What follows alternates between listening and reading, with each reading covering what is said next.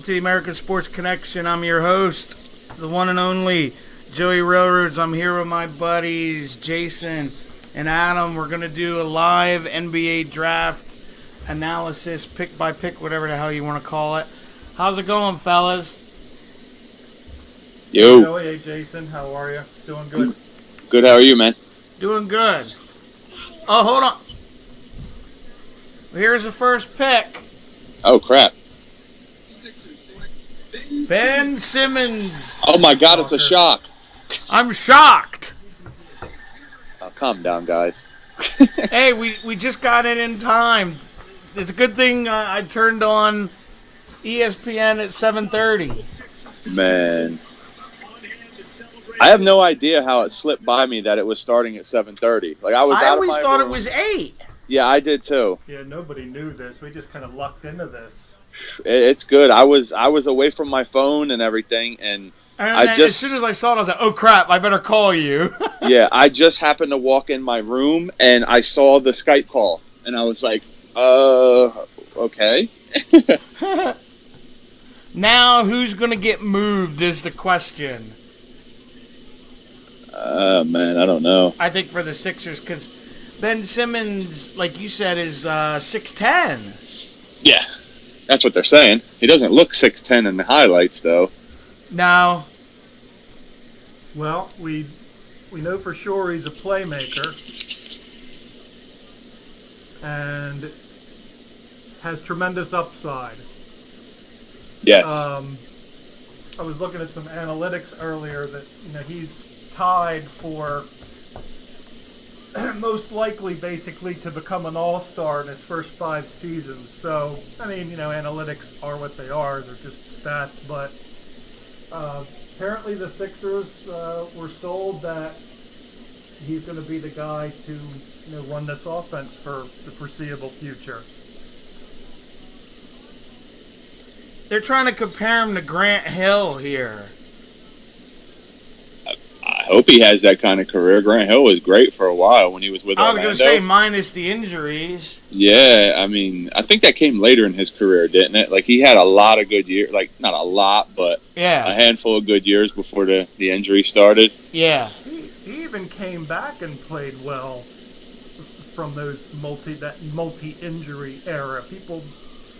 Even I sometimes tend to forget a little bit. He came back and played some pretty good ball. You just imagine if he had like just a clean health record, like what kind of accomplishments he could have put up. Yeah. Oh yeah. So I was thinking, guys, with these first 2 picks, I mean, we've known for a little while that the Sixers were going to take Simmons, and I guess you have to pick your poison with Simmons. It's more so, I think, the playmaking, and I think with the kid from Duke, I think you're more so looking at a guy that can stretch the floor a little bit.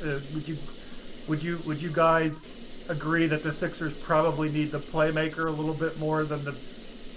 What do you guys think about that? I personally, man, I liked Ingram, the shooter. That's the guy I really like. The Sixers have been hard up for a shooter when's the last time you can really look at a guy on a Sixers roster and say they've had a natural shooter? That's true. And the guy could create his own shot. The funny thing about Ingram is that he's deceptively quick and explosive because he's kind of got this sleepy baby face that looks almost like he's disinterested, or maybe like he's got other stuff on his mind while he's playing. And the fact that he's so lengthy, I think that Ingram, we should be talking about Simmons, but I have to say this about Ingram. I think he's going to surprise a lot of people with his quickness and explosiveness at that height and at that length. Yeah, I agree. And the thing you just touched on with him looking kind of disinterested, like, oh, bored, he might just be too good for college. I mean, it's possible he was that bored. Yeah, he may have just been a little bored with with college ball. I mean, at that point, you're coming out. You're going to probably be at least a top 5 pick. Right. You're kind of like, let's go. Let me just not get hurt. Right. Adrian Wojnarowski or whatever Yeah, I his know name who you is? mean. He just tweeted that Boston is controlling top of draft now, talking seriously with Sixers and Bulls, league sources say. Yeah, I had read a rumor that they were talking to the Bulls about a Jimmy Butler trade. Oh, okay. Yeah, people seem to be interested in Butler because you were saying Minnesota made a play for him. There was another rumor Minnesota, excuse me, offered their pick and Zach LaVine for him. Yeah, I wouldn't do that if I was Chicago. I think Butler's better than that. I agree. I don't know that I would necessarily want to do that if I were Minnesota. I don't know if that deal would have worked for either team, really, because I think this fifth pick that they have it's a pretty strong looking pick. They got a couple different ways they can go. I like LaVine and Anthony Towns. I mean, I know everybody's always out there looking to get, to beef up their roster, but I kind of like, the way things are with Minnesota. They're building a nice little youth movement around there. With some of these other Western teams getting a little bit older, you have to think maybe in a couple of years they'll be players. Oh, here comes the pick. There we go. I mean, I think we kind of know who it is, right? Unless there's a shocker here. Yeah, okay, here we go. It's going to be the Bender dude from Croatia. Yep, the Lakers take Brandon Ingram from Duke. I hate to say this, but when I watched him play, I hate to say this, it always looked like he was high. That's just... Yeah. Well, when I said sleepy baby face, I was trying to avoid the stoner face. There's no PC here. Just let it go. Yeah, just let it go. Mickey Moniak just tweeted, "Congrats, Ben Simmons." That guy would know what it's like to be a number one pick. Yeah. That's cool. I'll follow the social media if you guys want me to chime in with that stuff. Yeah, that's fine. I got my iPad right here looking at it all. Now is where things get very interesting. You got that right. This is the crossroads of the draft, really. I agree. A trade here or a selection, a trade would shake it up more. Actually, I think this pick could shake it up more if Boston takes it, because I think Boston might be leaning away from Chris Dunn. I think they're more interested in Hield because, they've worked him out a couple times, right? Right.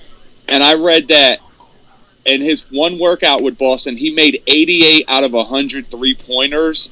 And that's incredible for a guy to come from college, move back to the NBA distance, and knock down that many. I mean, it's not under pressure or anything, but, I mean, a shooter usually is a shooter. If you have that natural ability, it shows in games or whatever. Absolutely. Yeah, I don't care what the situation is. If you can make 80-some out of 100 3-pointers, I'm gonna take a long look at you. Yeah. And I think the big thing with him was he got beat up a little bit in the Final Four game, but he's still, 22? He's going to get bigger and stronger. Yeah, and another thing I think, too, is if Boston selects Hield here, I believe the Sixers will move hard for 4. If he doesn't go 4, done, the Sixers might move hard for 5. Because that's the guy that the Sixers basically said they really want, right? Oh, Dunn? Yeah. Yeah, Chris Dunn. His dad's from Philadelphia, so it would, kind of be a natural fit, I guess you would say, for him. They need a point guard, obviously. What's your guys' opinion on that? I agree with that. I would like a shooter, but if you can find someone that can run the point, that's not so bad either. Yeah, I tend to think that, if Boston does not take the kid from Providence, that's what's really going to turn the draft into sort of like chaos. Mm-hmm. I mean, because the Sixers will just they will go absolutely insane. I mean, I agree with Jason's point. They will start to make crazy moves. And it's funny. I was reading something earlier. I don't know if you guys actually believe this or how you would feel about it, but of course, both of the Sixers' big guys are on the block. Primarily Noel, from what I've heard, but there are actually scenarios where the Sixers would consider moving both of those guys. You guys think that's doing too much? I do. I kind of do. I think that's kind of like. Then again, I mean, it could be an effort from Colangelo to break down Hankey's moves in a way. Yeah. And that tends to happen in professional sports when a new general manager comes in. The older guys, not older as in their age, but the guys from the previous regime tend to get pushed out. And it would not surprise me. I'll be honest with you, it wouldn't surprise me if the Sixers were to trade the rights to Dario Saric tonight too. Oh, wow. It would not surprise me. Nothing will surprise me with the Sixers right now. But you're right. They want to... that's what most teams do when they get new management. They want to bring in their guys. Basically. Yeah, I'm looking right now. This pick isn't in yet. They had a minute left. A minute and change. Yeah, so it's going to get interesting to say the least. Yeah, there's no chatter on Twitter at all. Like, there hasn't been a tweet talking about this pick or any trades or anything for about 10 minutes that I've seen. There's literally, I think there's about 6 players on the board right now that could literally go in any combinations from like 3 to 9. There's so many combinations of players that you can see in these next 5 or 6 picks. Would you agree with that, Jason? I mean, I think the Celtics could have been looking at anywhere up to like 6 different guys here. I definitely agree with that. I agree that you have a list of guys like you have Bender from Croatia, who I think he's a huge sleeper in this draft right now. I believe he played in Israel. Actually, is where he played his ball. Yeah, he played for the Tel Aviv team. Yeah, you have Dunn, you have Murray, you have Hield, you have Chris, I believe his name is, Jaylen Brown. Right. All guys that if they go right here would not be at all surprising to me. And moving forward, like you said, the number 9. None of those guys in any particular order would surprise me if they go off the board. Chris is the bigger project. Yeah, I think everybody agrees he's the unpolished stone. But at the same time, he ranks very, very high in the analytics. I think he's 3rd and most likely to become an all-star in his first 5 seasons. So I don't know how they come by that. I know you and I, Railroads, were looking at some numbers earlier where he's fouled out a lot, not especially inconsistent rebounder. Boston just selected Jaylen Brown number 3. Wow. That's what whatever the guy is from the Vertical just tweeted. Really? Holy crap. So that's going to shake shit, pardon me, that's going to shake stuff up. Go ahead. If it's true. We're going to have to wait and see here. Well, this dude never tweets anything that's not, like, confirmed pretty much. So I understand. Wow. So then you have a team in Phoenix who, if they want the point guard, he's there, and then Bledsoe becomes available. Right. Or they take the 4 that they desperately need. Which I think is going to be Bender. I hear they like Bender. Yeah, I think Phoenix is taking Bender. I think he's the guy they worked out the most and kept in contact with the most, from what I hear. The 2 guys I hear them buzzing about the most are Chris and Bender. And I think out of those 2, well, for me personally, it's a no-brainer. I would go with Bender. Yeah, I agree. And definitely, Bender's 100%. Wow, man! Yeah. If that's true, like I'm waiting. Maybe they're gonna do a sign and trade with, or not a sign and trade, a draft and trade with somebody here. That's very possible too. That's wide open.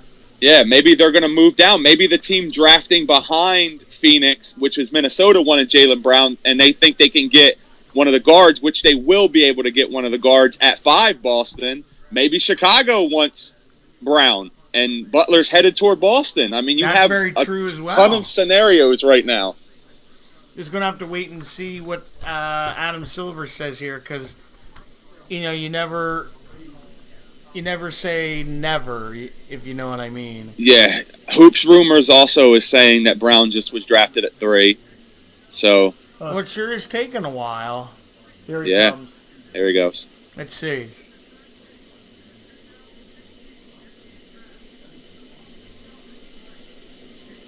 Yep, the Celtics take Jaylen Brown at number 3 from Cal.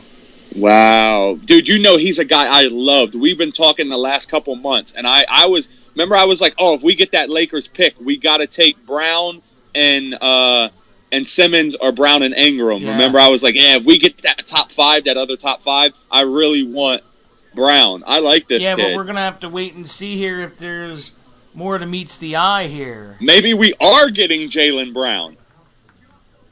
Boston has decided to see what Brown can do for you. Oh, Jesus.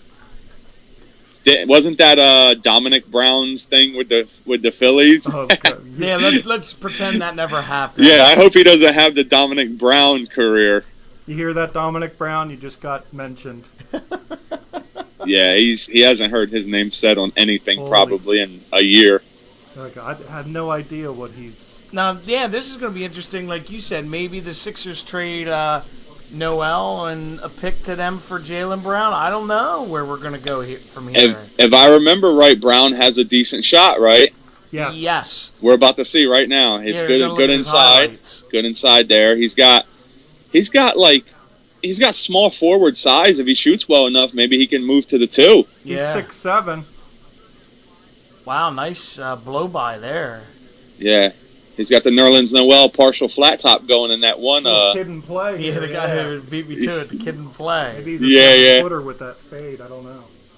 Ooh. He does have an NBA physique. Let's see who they're comparing him to. Tyreek Evans? Ew.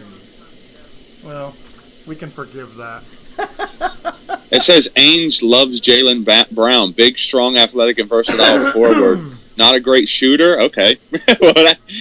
There goes our comparison. Yeah, never mind. I could have sworn he was a shooter, but... Here we go. Philadelphia is seriously engaged on a trade for the 5th pick, league sources say. Okay. That's another vertical tweet. I can't pronounce the guy's name right. Wojnarowski. Wojnarowski? I don't... That's not how it's spelled. Yeah, it's not. It's not the old ESPN Wojnarowski, dude. It's not that guy. Okay. It's Adrian Wojnarowski. Okay, close enough. I don't care. I'll just call him the vertical guy. We'll call him Wojo. There you go. Wojski. Yeah. Oh, man. The Sacramento Kings bubble's been kind of bust because I, from everything I've read, they really were excited for Brown. Yeah. So they have the 5th pick, right? Or no, Yes. Minnesota. Minnesota has the 5th Minnesota's pick. 5, yeah.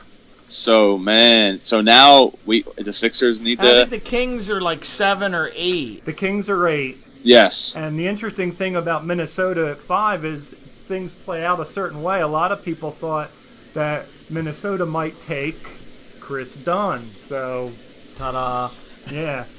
So if the Sixers are aggressively moving for the 5th pick, it may be because they're pretty self-assured that Phoenix isn't going to go for Dunn, which I've heard no indication that they're looking for Dunn. Now, is Minnesota committed to Ricky Rubio? That's a good question. Off the top of my head, I would say no. Yeah, that's what I'm thinking. That's why I'm thinking Dunn might be their move. Yeah. And, I mean, you also have Jamal Murray, who can play the 1 and 2. Right. It's a good point. Who I think is a better shooter at the 1 than Dunn is, in my opinion. You might be right about that. Usually when a guy can transition to the 2 from the 1, he has better shooting skills than a natural point guard. So you're that's right about that. And Jamal Murray was a 41% shooter from behind the arc, Jason. Okay, so that's good, man. Yeah. I like that. Here we go. Phoenix selected Dragon Bender. That's the guy I believe they had wanted all along. Do you want me to stop leaking the picks? It doesn't matter. No, we're enjoying it. Okay. I mean, we get a jump on it, too, so we know we could talk about it actually before they talk about it on TV. Yeah. We have the... Insider info. We have the advantage. We have the exclusive. Tune in. For about 30 seconds. Yeah. Yeah. Until they listen to this like a week from now. Yeah. You can just DVR the draft and go back and sync us with it. Yeah, there you go. That's right. Oh, man. Hey, the NFL draft, people are still listening to that one like crazy. Yeah, I actually listened to that last night.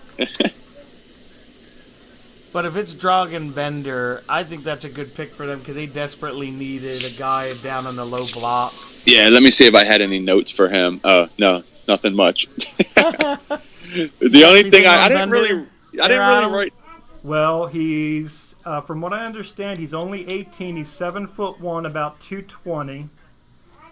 And one GM who didn't name himself said that he could conceivably be the best player in this draft. Well, that's very interesting. I don't have a lot statistically. Yeah, I know. I read that like every scout that has looked at him and looked at the rest of the field here has said that he's definitely the best player that did not play college basketball last year. Right. Any comparisons? Have you read any comparisons? Dirk Nowitzki, maybe someone along that line, or is he more of a natural inside guy than I'm Dirk? taking a look now. I didn't prepare very well for this. Nah, I apologize. We're winging it. We're just having fun. It's no problem. It's no big deal, Jason. I got a bunch of papers here, but it's all window dressing. Yeah, I think he's more of a Nowitzki type. Because usually most of those European players are. Well, Yeah. the reason I asked that too is he's only 220 pounds. That does not translate to inside game. No, He'll get killed down there. Yeah, you're right, Jason. Pardon me. And I'm just reading here that he is a stretch four. My God, he looks like he's 14 years old. Yeah, he does. That's him right there. He looks like Detlef Schrempf. Wow. There's a blast from the past. Yeah. Okay, here's a little insight from the vertical. Tom Thibodeau has had Chris Dunn #1 on his draft board. Tom Thibodeau is going to be drafting after the Suns, and Dunn will be there. Okay. So- Right. So that probably means Dunn's going there. Yeah, still opens up the door for the Sixers to move up and get Murray. Or Buddy Held, either or. Buddy Hield, there's your shooter. Yeah. He could conceivably maybe fall right into their lap.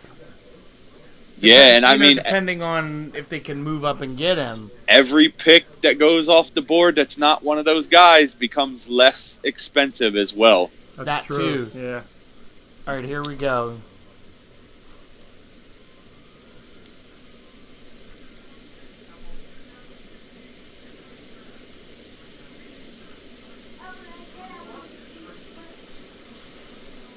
Yep. There it is. Dragan Bender goes to Phoenix at number 4.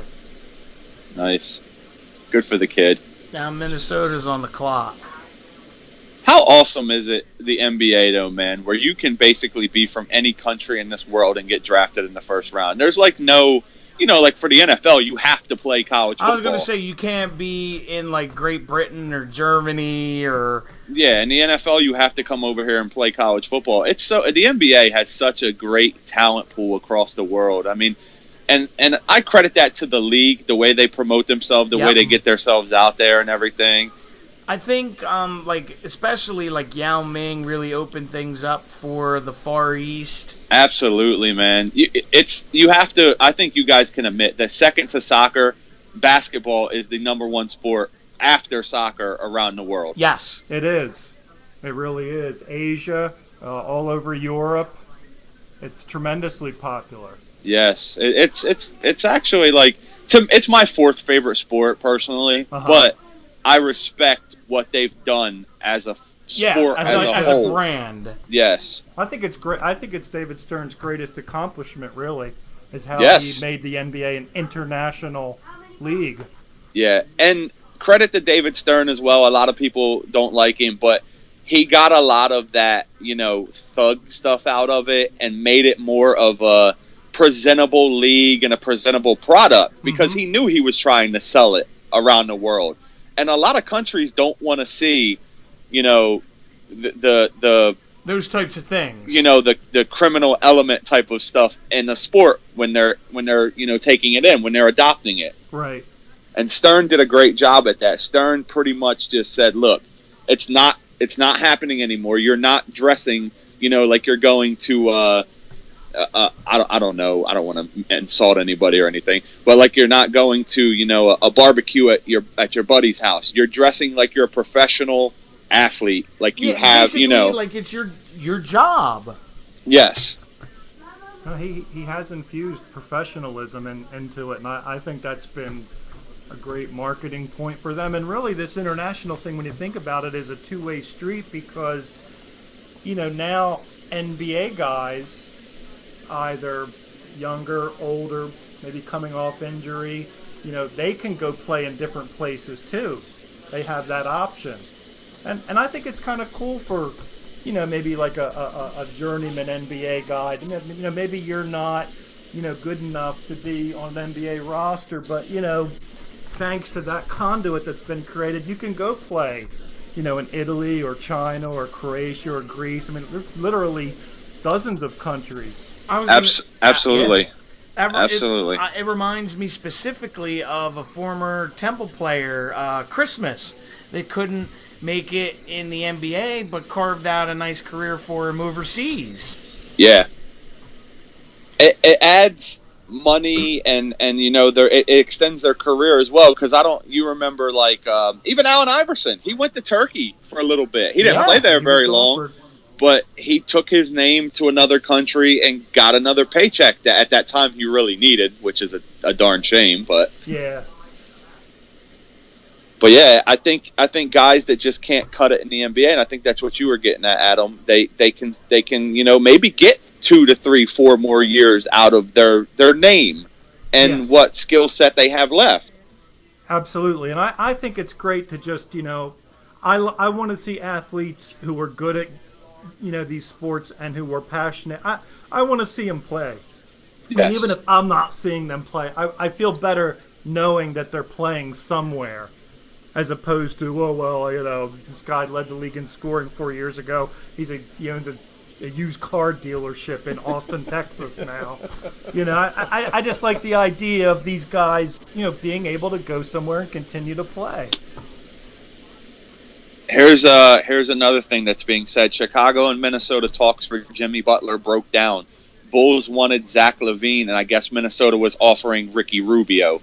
Oh, so those reports weren't true. About that.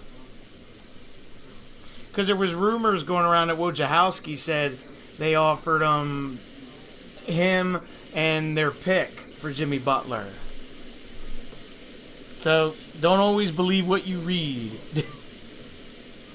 The only fly in the ointment for me here, well, maybe not the only, but one that jumps into my mind, as that would be in opposition to Minnesota taking Chris Dunn, would be the fact that you got a team here in the Timberwolves that badly needs some three-point shooting.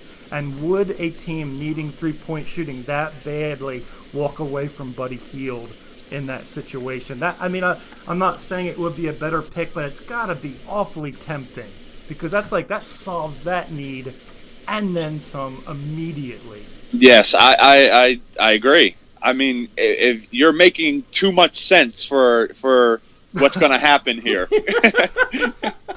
Minnesota, just do something random. They're going to do something random. Yeah. It's Minnesota. And it's a shame because they're really loading up on young talent. I mean, you have so many teams in different sports that just do the craziest things on draft day. Yep. Like in the NFL, it's usually the Raiders and Cowboys, which I think they both had great drafts this year, so they kind of wiped that out. Thankfully. But what are the other teams? Like baseball really doesn't matter. They select 87 rounds of people, so you're going to fall into good players there.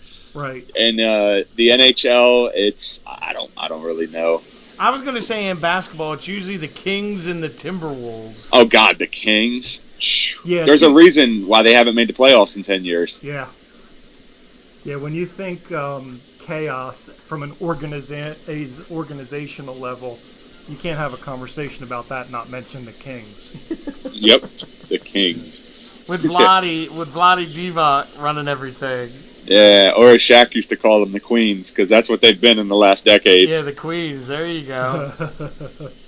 And I didn't mean that in an insulting, way. I meant it that. No, you meant it what he said, word for word. They're second fiddle in the league right now. They're not the Kings, trust me. They're more like the Jesters, if you want to get into it. Nothing kingly about that. Definitely. I mean, and it's depressing because I remember growing up in high school when they were like the team to watch with like Jason Williams and Chris Webber and Peja and Dude, I love Peja Stojakovic. I loved that dude. I loved watching him. He was silky smooth. Like, Klay Thompson go. reminds me of him. That's an interesting comparison. Chris There it Dunn is. goes to Minnesota. Will he stay? Yeah. That's my big question. Will he stay? Yep. If you're Minnesota fans right now, sorry, I'm shaking a bottle of Crystal Light. I apologize. If you All hear right. it. If you're a Minnesota fan right now, why are you so excited for this pick? I don't get it. You have a need. The need can be fulfilled with a guy sitting right there on the board. Right. Why are you taking a guy that don't they basically have 3-point guards now, right? I believe You so. could kind of say that, yeah.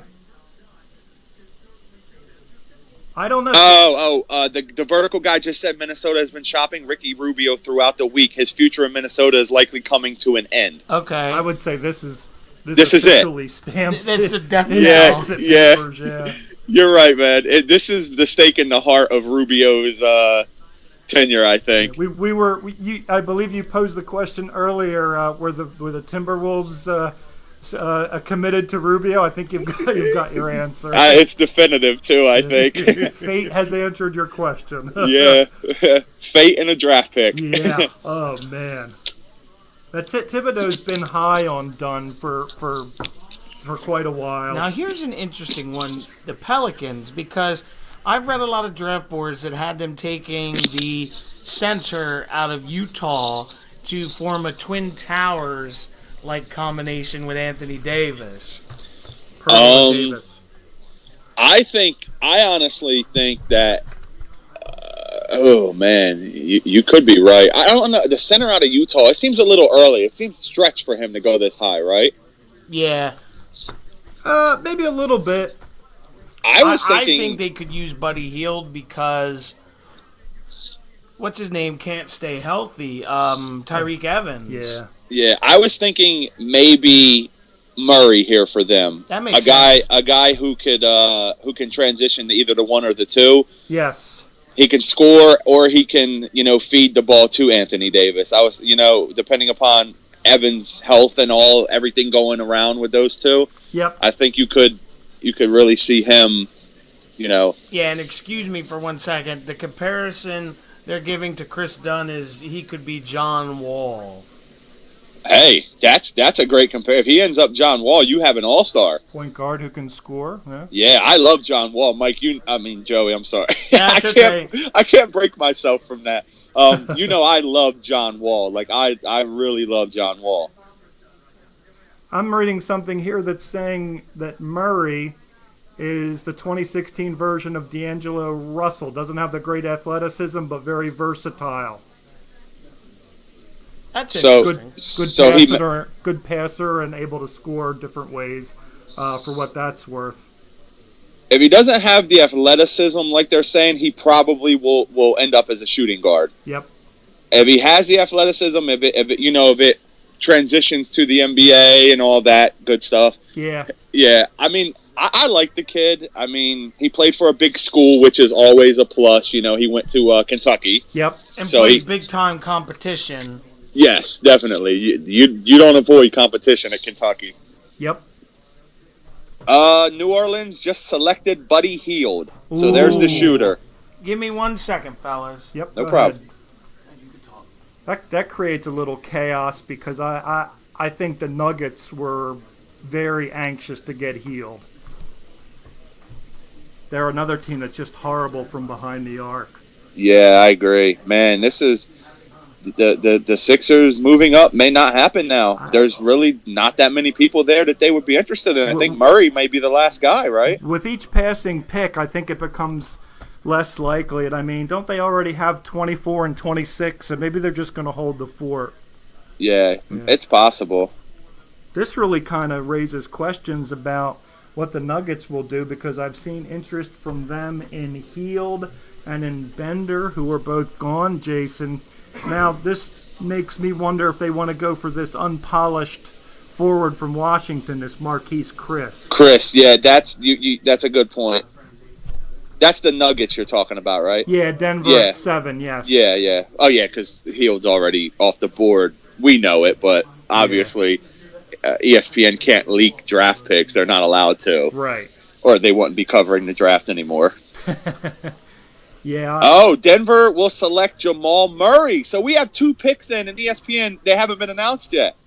Really? Yeah, it says Denver will select Kentucky's Jamal Murray with number 7 pick. Sources tell The Vertical. Wow.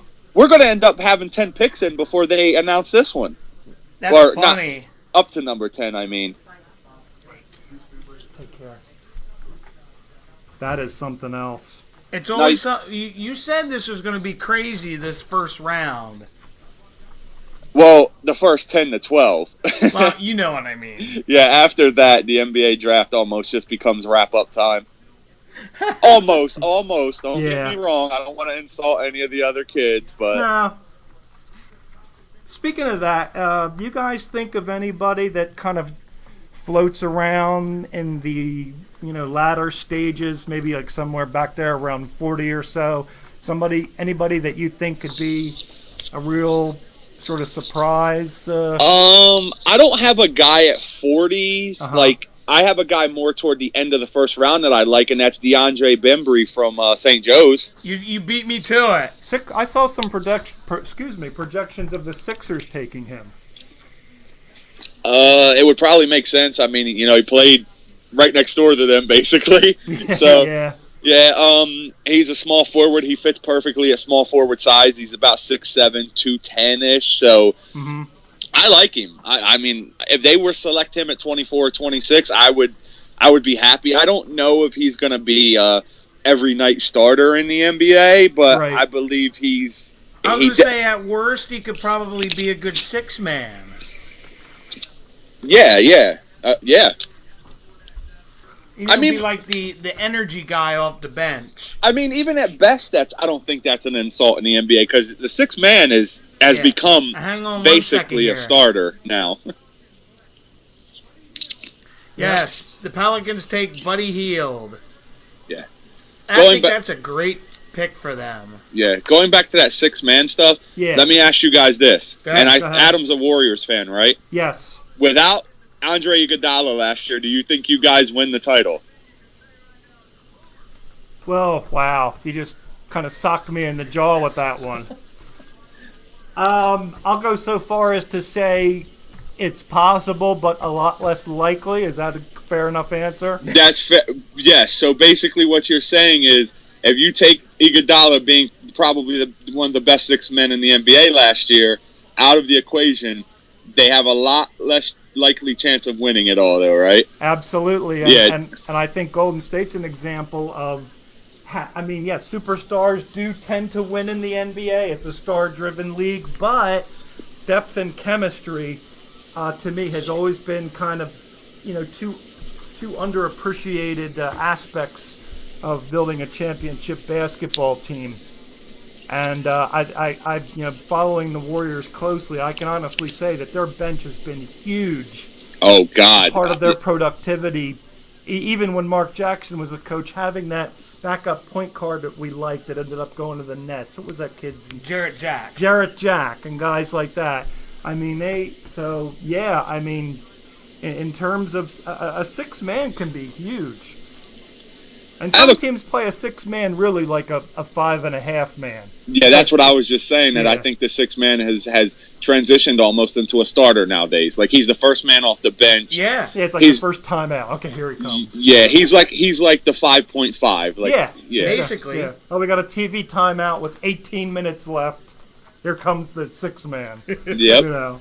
Yeah. Bembry is projected by analytics, Jason, to have a very high percentage to successfully make an NBA bench. So isn't that interesting? Yeah, I mean, at 24 and 26, if you can draft a guy who's going to make your team off the bench, you're basically succeeding with the pick. Because absolutely. Yeah, they're right. And like we've said, anything usually after 12 or 15 is a crapshoot. Yeah, I mean, let's be honest. There's only maybe one Draymond Green every handful of years. You're not going to get a guy down that far that's going to do something big. It's not going to happen. Here's something interesting. They're comparing Buddy Hield to Vashawn Leonard. I I Well, guess. Leonard was I a good mean, defender, right? I mean, Hield's a pretty good I defender, believe so. isn't he? Yeah. yeah, I like Hield, man. Like I think this will make things so much easier for Anthony Davis. I think a big thing with Hield that kind of hurt him going into this draft is Villanova destroyed them. Yeah. It was an embarrassing game. Yeah, it destroyed them, and it was not Hield's fault. But a lot of people want to look at the final score and a box score and not film and say, "Oh, well, maybe Hield isn't as good as we thought because his Because team." he went like 2 for 10 or whatever. No, I think he had a good game that night, didn't he? I thought he dropped like 27 or 28. He's the only guy that scored. I don't remember. Yeah, I think it wasn't a great shooting game, but not a poor one. I just think that, what you said, they just got blown out of the water by a faster horse. Yeah, if I remember right about that game, the one thing that stood out to me from Buddy Hield was his toughness. Yep. He's a tough kid. He really is. He's resilient, and he's not shy about taking big shots. And that's what you want. I forgot Dante Cunningham played for New Orleans. Yeah, that's true. Oh, okay. Another He's a- Villanova. Yeah, alum. he's a local guy. Nothing. Now, we're going to have to see where we go now. I have another pick in if you want the 8th pick now. Go ahead. Washington's Marquise Chris goes Wow. 8 to Sacramento. Wow. Put him next to Boogie, whatever the hell they call him, Boogie. DeMarcus Thuggins. Yeah, Boogie Cousins. Who's gonna punch who first? That's terrible. I shouldn't say that. But Mark Stein. Did you see what Mark Stein said? No. That the Chris Dunn pick may have been to import Jimmy Butler to Minnesota. So maybe they are thinking about Levine moving. A political pick. Well, that'd be kind of interesting. Well, because Tibbs, that was his former player Right? with Jimmy Butler, so that would make sense. Yes, Chicago. Yeah, you're right. I like Jimmy Butler. Oh, I do too. I mean, when he dropped, 60 or whatever on the Sixers last year? Oh, God. I tried to erase that from my memory. Yeah, I watched that whole game, man. I did too. But that's interesting the Kings would take him, because I'm really not a fan of his. Well, it's not a great place for an unpolished player to go. You don't think of Sacramento as It's almost like the kiss of death. It's not player development heaven, let's just say that. Do you want to hear something funny? Go ahead. The Sixers just emailed me trying to sell me a Ben Simmons jersey. Oh, wow. That didn't take quick. long. Yeah, it took literally 50 minutes. That's funny. I might buy one. I don't know. Yeah, because he's probably the only guy that's not getting traded. Yeah. Yeah, I would say there's not too many players that aren't. Movable. Yeah. Oh, wait. Update. Sacramento is currently sifting through trade opportunities at 8, but Chris is atop their board right now. He hasn't been agreed on to be drafted yet, so... So technically, if they pick, it's Chris. If not, they're moving out. Well, yeah, if they're not picking, they're definitely moving out. Yeah. But yeah, I honestly think I mean, they're probably pissed because they would have probably enjoyed a small scorer to go with Cousins. But what are you going to do? So it's basically like everything kind of fell and blew up in front of their faces. Yeah, I mean, we could always give them their first rounder back next year, and and take move in the the guy 8 we here. want. Yeah, but I don't. Who's left though for us to take? Because the 3 guards are gone. Yeah.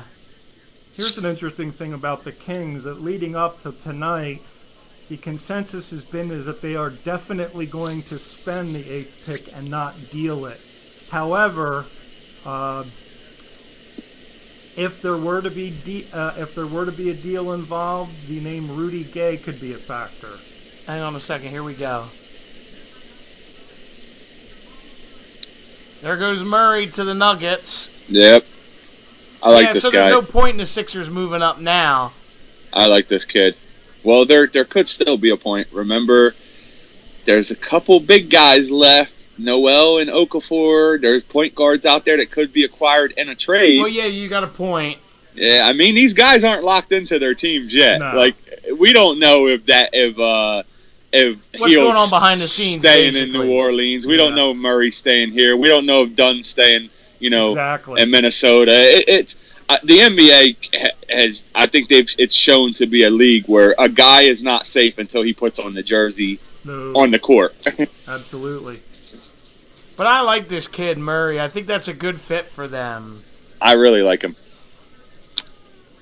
There's one guy on the Nuggets who I've really liked, and Adam will agree with me when I say this because he used to be on a team he likes, that had so much potential but can never stay healthy is Gallinari. No, it's true.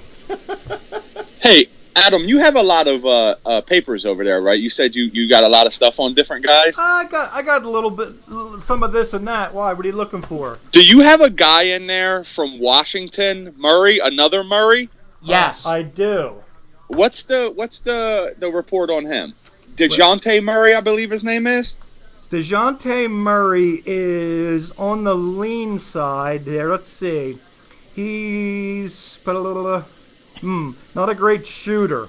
Okay, so he's a point guard then, because they have him listed as that probably as seals both. his fate. Yeah, he's not a good shooter. Okay. He's best in transition, Okay, so he runs the floor well and everything. and he needs to eat some protein. He only weighs about $170. Oof. Yeah. How old? Let's see. He's from Washington. I don't have an age on him, but I do have a disturbing statistic on him. The analytics, again, I don't know if you choose to believe these or not, but I'm just reading what I got. He's very high in the analytics in bust possibility. 50%. Okay, so that's not really that So good. He's not, and I don't have him. I'm trying to see where I have him highest projected. I have him like in the mid-teens. Okay, I have an update here. Okay. It says the Kings are drafting Chris for the Suns. Ooh, they did want him, Ooh. didn't So- they? Yeah. Yeah. That was the other guy the Suns wanted. I thought. They said the Kings have been trying to move out of this pick like all day. I've been Really? reading Huh. updates, yeah. How about that? Because I think they want the guard. So maybe they're going to end up getting Bledsoe out of this deal and some other players or other picks or something. That's possible. This Murray kid, the other Murray you just asked about, he's 19. Okay, so he definitely could still put on some He could size. beef up. Yeah. He has to. You can't play at 170, I Yeah, don't you think. got that right. Especially every night in the NBA taking the pounding. Yeah, I've only seen a couple guys who can do it. I don't, number 3. You got it. We're number 3 here in Philadelphia. Yeah, Did Allen it. Iverson. Mhm. Yeah, that's about it though. There isn't many of them. Yeah, Suns to acquire number 8 pick from King. So Chris is going to Phoenix, Wow.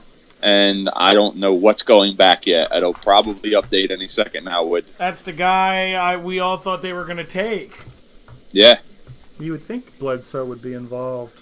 That's what I was just going to say. I would think Bledsoe would be involved.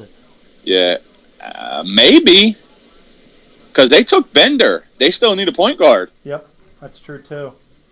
Unless Bender's going somewhere, and it could get crazy within the next couple hours. We don't know who these guys are on the phone with. Yeah, pick this guy, and we'll give you this. And, you know. Exactly. Okay, here we go. The Suns will send number 13 as part of a package to the Kings. Ooh.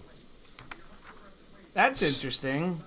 So that means the Suns have moved up into the top 10 twice. Well, with their original pick, and now they're back in it at 8. Yes. They have a front court now that's going to that should be really good. Yeah, front court for the future. Yeah. They Now, have- here's my question. If Sacramento dips back to 13, what are they going to do back there? Oh, man. A lot of Guys- choices. Guys that I don't think are going to make it back there. I like the Ellenson kid from Marquette. Okay. Gonzaga, Sabonis, that kid, I him. love them. Oh, man, let me think of who else I really like back there. So you just don't There's- know with the Kings because they're not necessarily going to take what they need. We were just talking about that too. They're not they're not necessarily going to take the guy that makes sense either. Yeah. Like they're just not. I mean, look at their drafts. I mean, they're showing them right now. Nick Stauskas, that guy was probably the biggest waste of a top 10 pick I've seen. And I mean, I'll give him time. He played okay for the Sixers. Down the stretch, he looked a lot better. But Right. Here we go, the 8th pick. I'm going to say it's Chris. Want to bet money? Yep, Monte's Chris. Okay, here you go. Bogdan Bogdanovic has been traded with number 13 to Sacramento for this guy right here. Oh, okay. Yeah, so the guy who has his first name and his last name and Ovich on the end too, because it's Bogdanovic. This guy. Oh, looks that's like, the guy they thought that he's not coming over this year. If this guy is a power forward, I'm a professional basketball player. This kid is tiny. Look at him. Huh. He looks like he's 13 years old. He looks like he's going to his junior prom. Well, he is definitely the biggest project, I think, of all the Yeah. guys on that early part of the board. And this is not a team you want to go to if you're a project. I kind of disagree with that. I think in Sacramento you have a little bit more leeway of being a project. Right, because yeah, no, I just mean I don't believe they have the... the coaching. Yeah. Okay, I agree with that. Okay, Yeah, I don't now think they can that you... develop. That's what I meant, Yeah. like, bring out the best in him is what I'm trying to say. Yeah, you nailed that point, yeah. Now that you elaborate a little bit more, I agree. I changed my mind. I agree with what you said.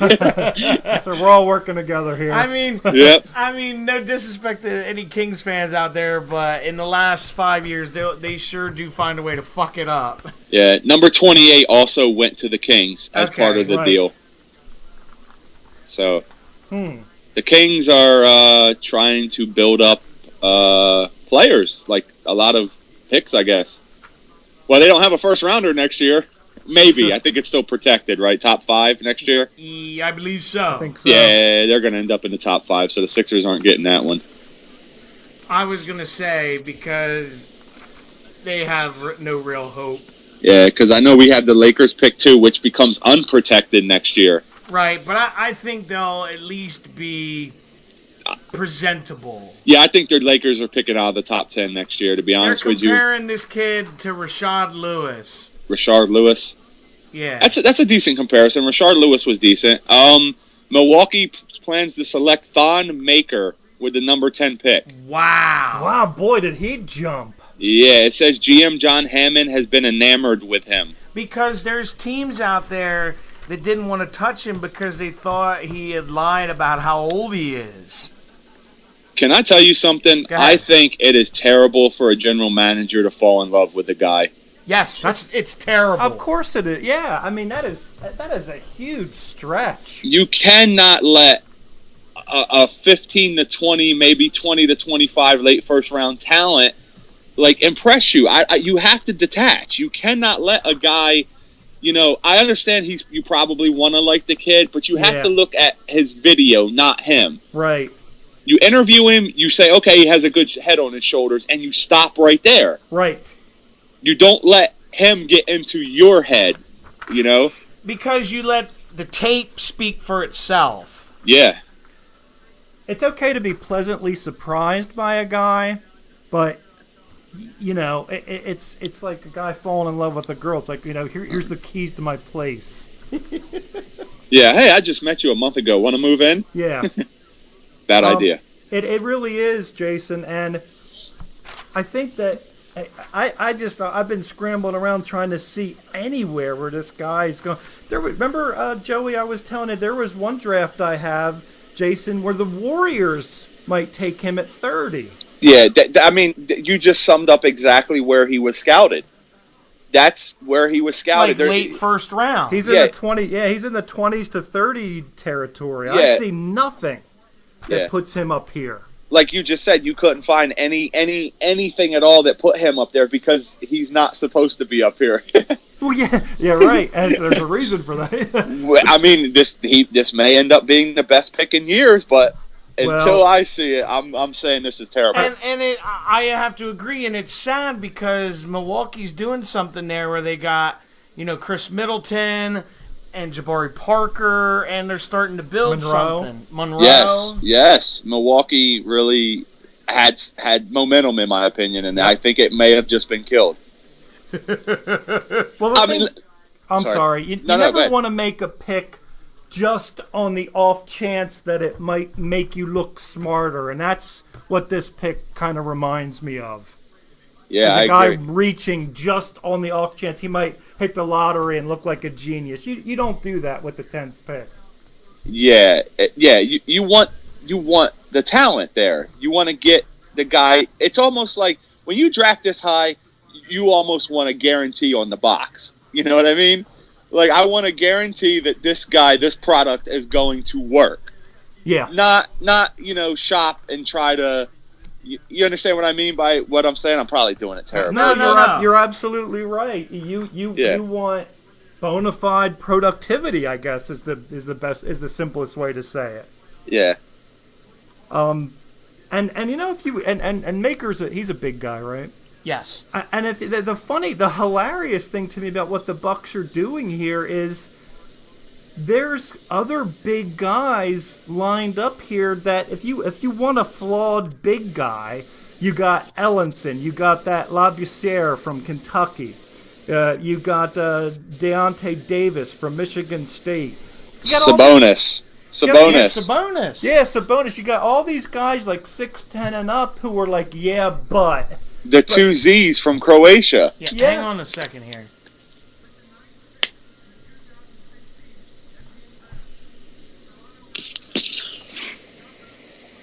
Pirtle going to the Raptors. I like Pirtle. What do you think about him, Jason? He fits there, in my opinion. I like him. I mean, Utah is going to put out some good basketball players. Yes. Yep. I mean, these guys don't like him, because they're experts, obviously.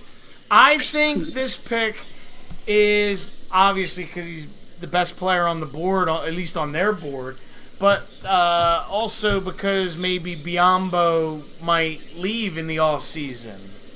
I was just going to say that too. I think that actually, I don't think Biyombo is going to leave. I think that they're pushing him out. I don't think they want him. Wow. To be honest, I think Toronto might be heading more toward a let's not max a guy and let's see what we can get right here. Yeah, if you know what I mean. Yep. Well, and they don't want to have to overpay because somebody's going to offer him a ton of money. Well, they can only offer him the max. Remember, we were talking about that. Yeah. You can only get a max deal. It's not like let's just say the Sixers can say, okay, we're going to give you $150 million. Right. You can only give him what the NBA allows you, which I think is great in my opinion. Yes. Yeah, it is. I just mean I don't think they would want to pay him that kind of money. No, I wouldn't either, to be honest with you. I don't think he's the kind of guy who should be getting that slot of max money where he's at. But I have a feeling somebody will because everybody's going to have money. Oh, yeah. What they just said, what's it, $94 million cap this year? Yeah. Jacob Pirtle is a Chris Kaman. The Cayman Islands, Butler. Railroad, your favorite vacation spot. That's an interesting comparison because he was really good when he was young. When he was healthy, too, yes. Yeah. He was a double-double machine. Very sound. I liked Kaman. Oh, I always liked him. If he turns into Kaman, I think they're a possible finals team in a few years, the Raptors. So Pirtle wasn't hurt by Utah getting obliterated in that game by, who was it, Gonzaga? It was the battle of the big guys. Yeah. It was him against, and they got throttled. They got annihilated. But, yeah. What are you going to do? Yeah, Toronto's getting a big guy. They need a big guy, so there you go. Yep. And then from the analytics department, Pirtle scores very high on being an NBA starter for a long time. So there you go. I like the team Toronto has. Look, I like analytics, I really do, but I'm gonna say this: it's funny. Nerds have turned everything into like it's great. I'm not. No, ripping please analytics. go right ahead and make fun of it because I know exactly what you're saying. No, I like it. I Right. like the fact that people have almost numbers have numbers don't lie. Right. It's and I think it's awesome now that analytics has taken its rightful place in sports where it should be. It's a numbers game. It really is. Everything is measured by numbers. Whether it's your size, it's a number. Right. Whether it's your playing time, whether it's your points, whether it's your rebounds, everything is a number. And I really like basketball. It works. I think the sport that analytics works the best at is baseball. Yeah. I really do. Yep. And now you have teams like the Cleveland Browns who have brought analytics guys into their front office. Who can ruin analytics? The Cleveland Browns. Who can True. make 1 and 1 equal 3? The Cleveland Browns. Actually, the Cleveland Browns can make 1 and 1 equal -2 They somehow. they really could. Yeah. But yeah, Could make I a know what bag you of mean. But flaming they're gold they're not. Oh, The man. Cleveland Browns are the Sacramento Kings of the NFL. Yeah. That's being kind. That fits you were earlier, Jason, you were looking for organizations that just Screw up drafts. constantly did the wrong thing. Do you remember? And I don't want to talk about the NFL. I'm just going to shoot this point out there. Remember a couple years ago, the Cleveland Browns? Oh, they have 2 first-round picks. Now's the time. Yep. Richardson and Whedon Yeah. were their 2 picks. Uh-huh. I give them credit for turning Richardson back into another first-round pick, which I think ended up being Manziel. So I don't give them credit. Ooh-wee. But They're almost creative when it comes to screwing More like stuff up. creatively bad. Yeah, that's what I mean. like how the NFL made that draft day movie and made the Browns GM look like a genius. It was definitely fantasy. See, yeah, I mean, what? I would love to know. Of all the teams you could do, why would you do that? Kevin Costner doesn't watch football? Why would you do that to that movie? You know what Why I would think you also... say- I'm sorry, go ahead. No, I don't. I'm sorry, I'm going on a rant. I No. apologize. Jason, go ahead. I think another thing that cracked me up about that movie is they filmed the movie before the NFL season started, and Ugh. Seattle had the first-round pick in the movie. They won the Super Bowl Yes. that year before the movie was released. Yeah. So, written by screenwriters who've never actually watched the game, maybe? I don't. Here you go. Here's some news from Mark Stein. He said the Raptors actually tried to trade the number 9 pick to OKC for Serge Ibaka, but the Thunder said no thanks. I like Ibaka.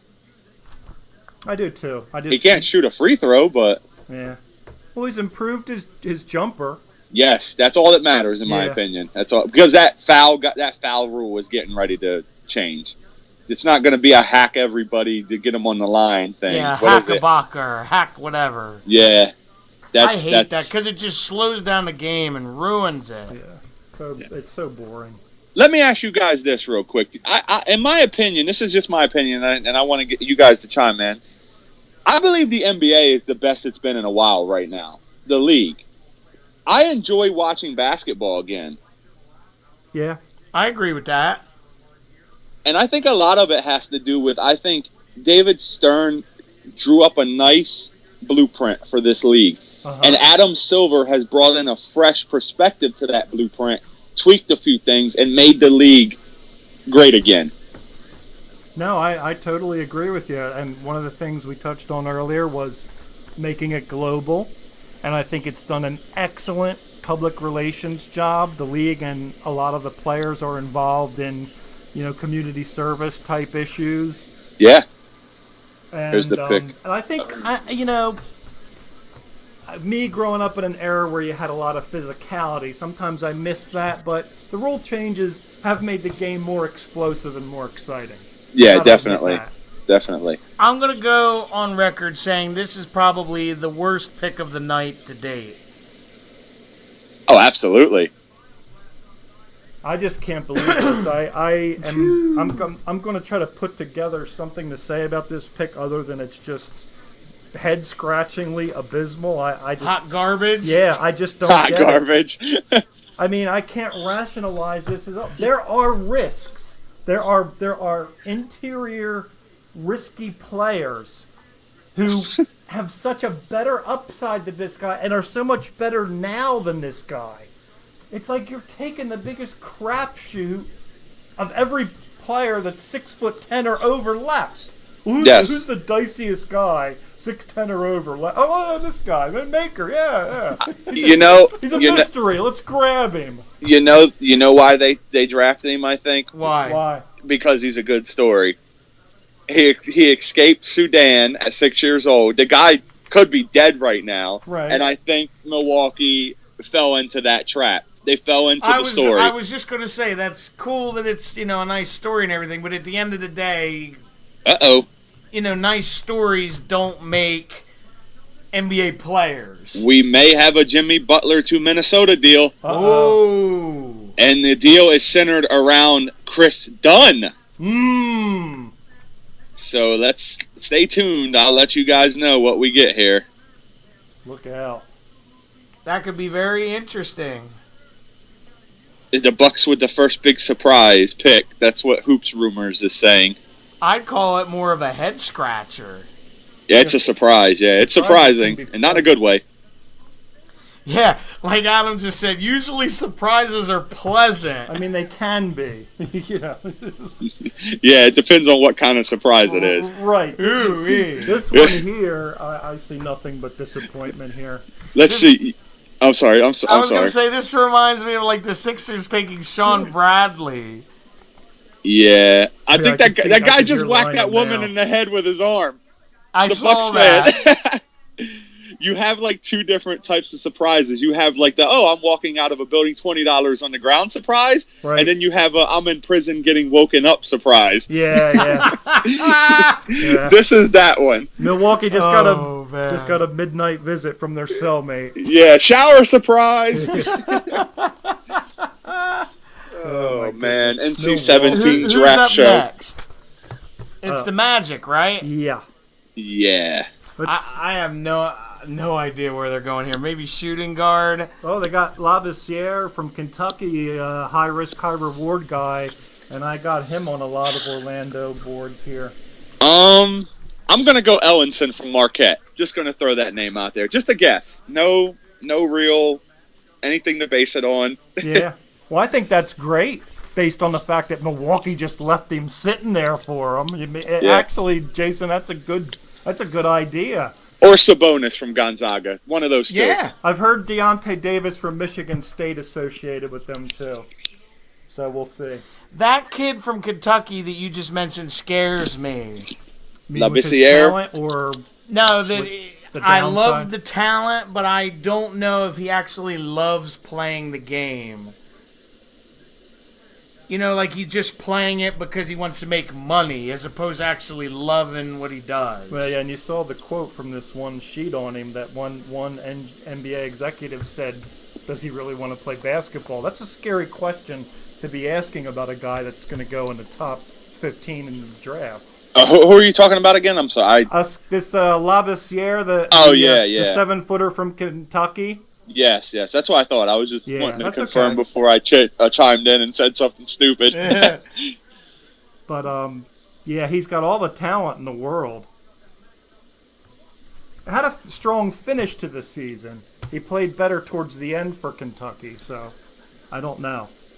How crazy is it that a guy who didn't have a strong finish at all went number 1 overall? Man, that's crazy. It is. Unless when he worked out for them, it was just like, okay, it's everything we thought he would be. I don't know. I believe that's what happened. I think he came in and his size, they were like wowed by his size. Because I've heard that over the last few months since the March Madness, since like 2 months since his team basically fell out, they said that his body has chiseled. Like he's a man now. Wow. He's not. Everything Yeah. I read is he put 20 pounds of muscle on.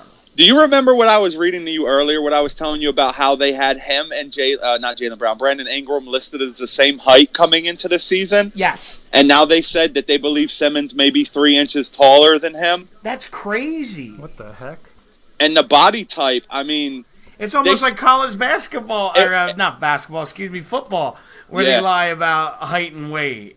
they said earlier, this guy was I was watching the show on Comcast Sportsnet, whatever it's called, Philly Sports Talk, Yeah. and they said Brandon Ingram is so skinny that when he eats a peanut M&M, it looks like a snake eating an apple. Oh my God. Yikes.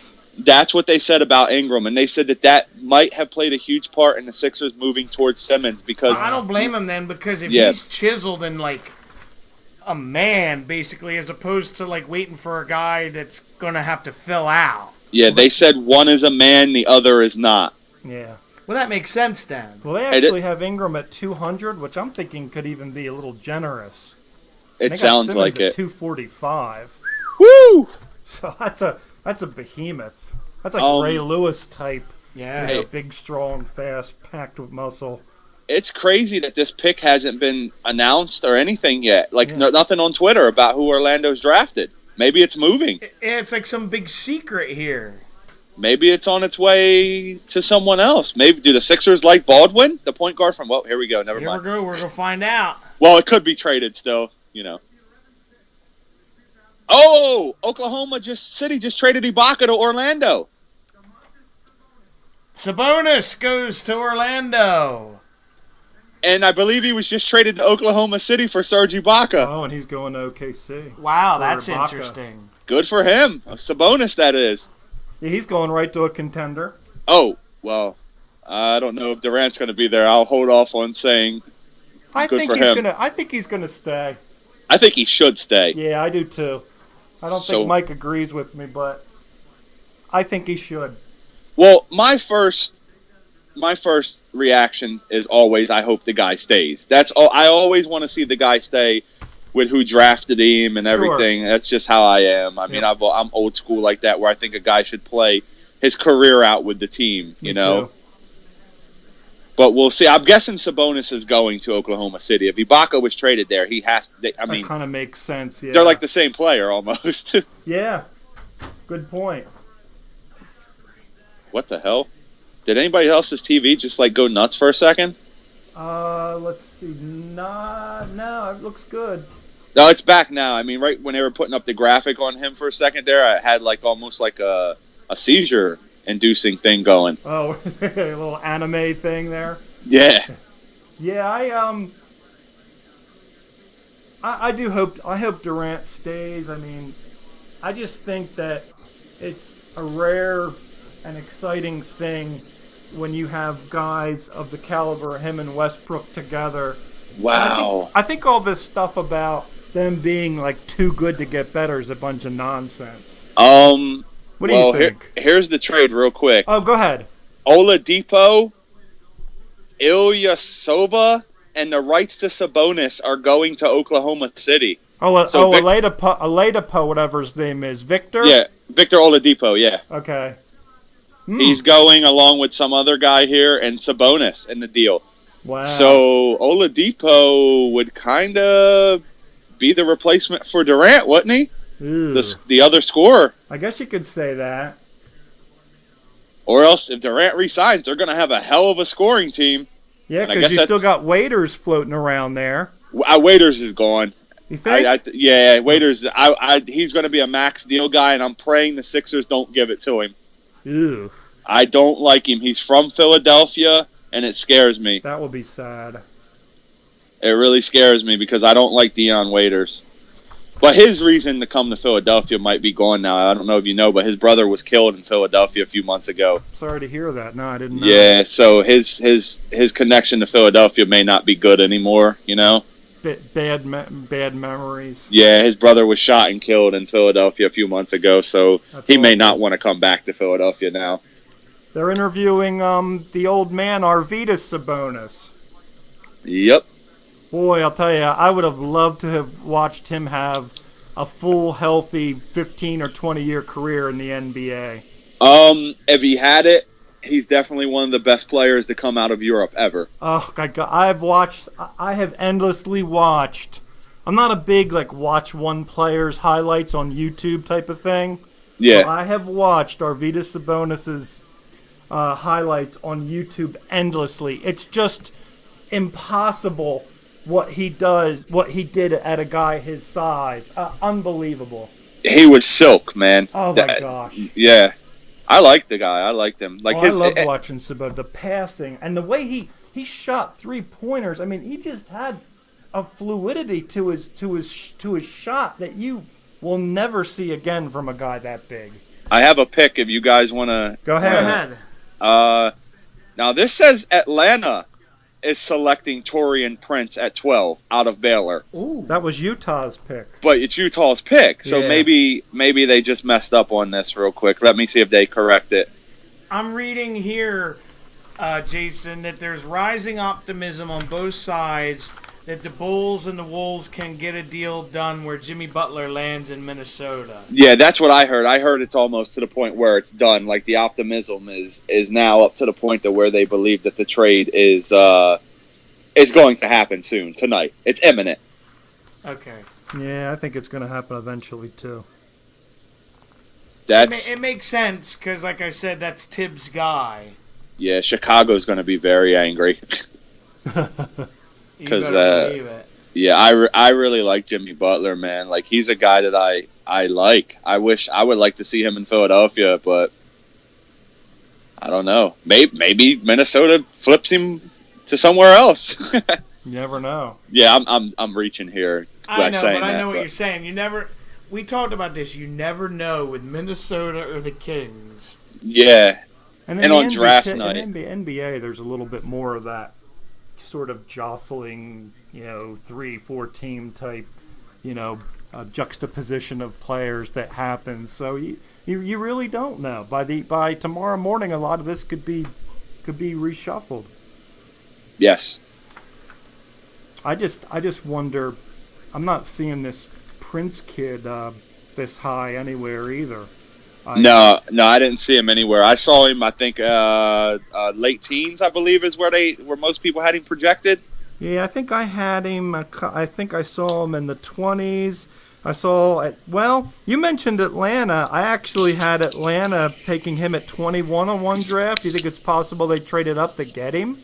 Maybe it's another Thon Maker thing where they fell in love with him. Yeah, we love this guy. Yeah, we better get him. Well, he's a 6'8" forward who's athletic and, oh God, wingspan. It reminds me of what Lynham kept saying when the Sixers took Bradley. Well, why did you take him? Oh, he's got a nice wingspan. Yeah. I hate nothing, that word. I know what they're trying to say, but I hate hearing that. because when you're in an NBA team, you want the guy who can grab the stuff off the top shelf, and that's it. Yeah. Because that's all he was good for. He'd make a hell of a supermarket employee. Yes. Yeah. Well, that's what I read about this kid that the Milwaukee took. Oh, he's got a 7'3" wingspan. Yeah, that's Oh, I what hate you that want. term. Yeah, you want a guy with pencils for arms. Yeah, that's going to get banged, to death down low. Yep. Because he doesn't have any muscle on him. Yeah, I mean, I'm trying to see. They're recapping the Hawks, Pacers, Jazz trade. yeah, I just see that here. I don't. Oh, that's right. Atlanta has this pick in that trade. What a wow. We're slow. Yeah, I forgot. Atlanta got It was the pick in the this. George Hill trade. Oh, Yeah, okay. the With Jeff Jeff Teague. Oh boy. Yeah, that was bad on my part. Taurean Prince going to Atlanta.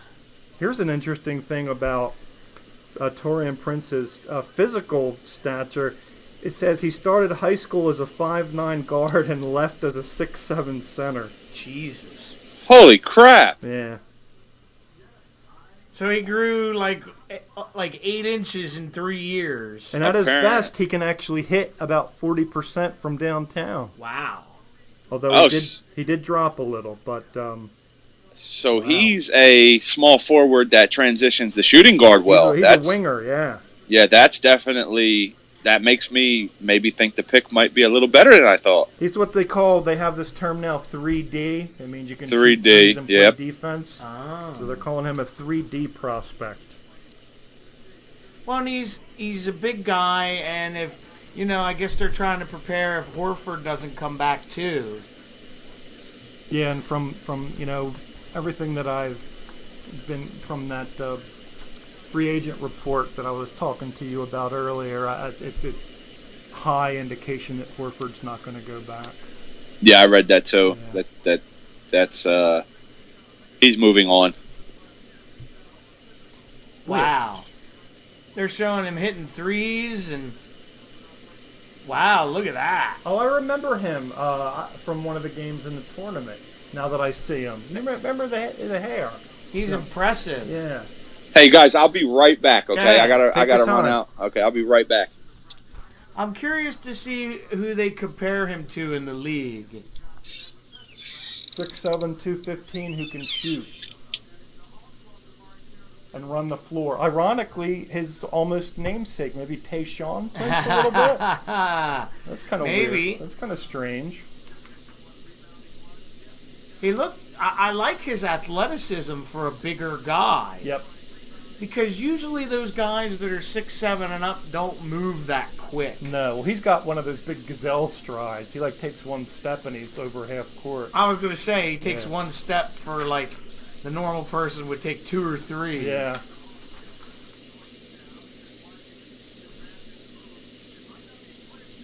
I'm just a little surprised. I mean, but this reminds me of what we were talking about with the Maker deal with Jason earlier, where I'm not saying that Prince doesn't have a huge upside, but it kind of seems like Atlanta fell in love with him, and I mean, to get him at 12 as part of that trade, and they gave up Teague in that deal. You got to remember, it's like, wow.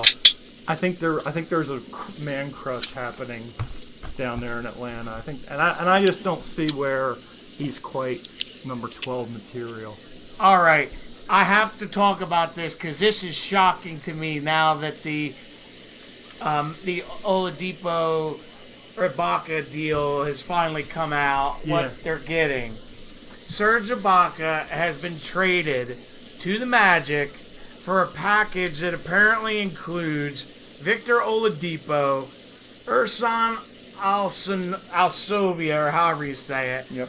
and Sabonis. Right. That is a shocking haul for Yeah. him. Yep. I am just amazed. Definitely benefits OKC. I mean, it definitely. Jason and I were talking about it while you were on your break, and we were wondering if Oladipo is kind of, not to say that he's on that level, but is he sort of West of Durant's replacement? Not talent-wise, but just sort of like position and style-wise. Or the other thing that we were wondering is, does it just become a depth of offensive attack?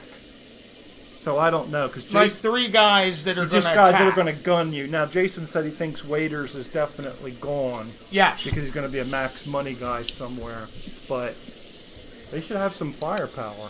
Yeah. That's just shocking to me that they got that much for Serge Ibaka. Yeah, it's coming off of his worst campaign since his rookie season. Statistically. Yeah. Although, I'm not to repeat myself, but I have to give him a lot of credit for improving his jump shot. Players got to do that as he gets older. You want to stay in the league, you have to. I just don't know what the Magic were thinking. It could also be a money move too. If you That's think very about true. it, they don't want to pay Oladipo the big money. They don't want to pay this pick the money, so they're going to get back. I know that's just crazy. I'm really shocked that they got that much for him. And I'm not saying by any stretch that Ibaka's a bad player, but I don't think he's worth all that. Well, the only thing on Oladipo that would scare me is I think his injury history. He Yeah. has issues, and we were talking about it earlier. And I think the way that Oladipo would fit, I think about it more, into Oklahoma City is as Dion Waiters' replacement.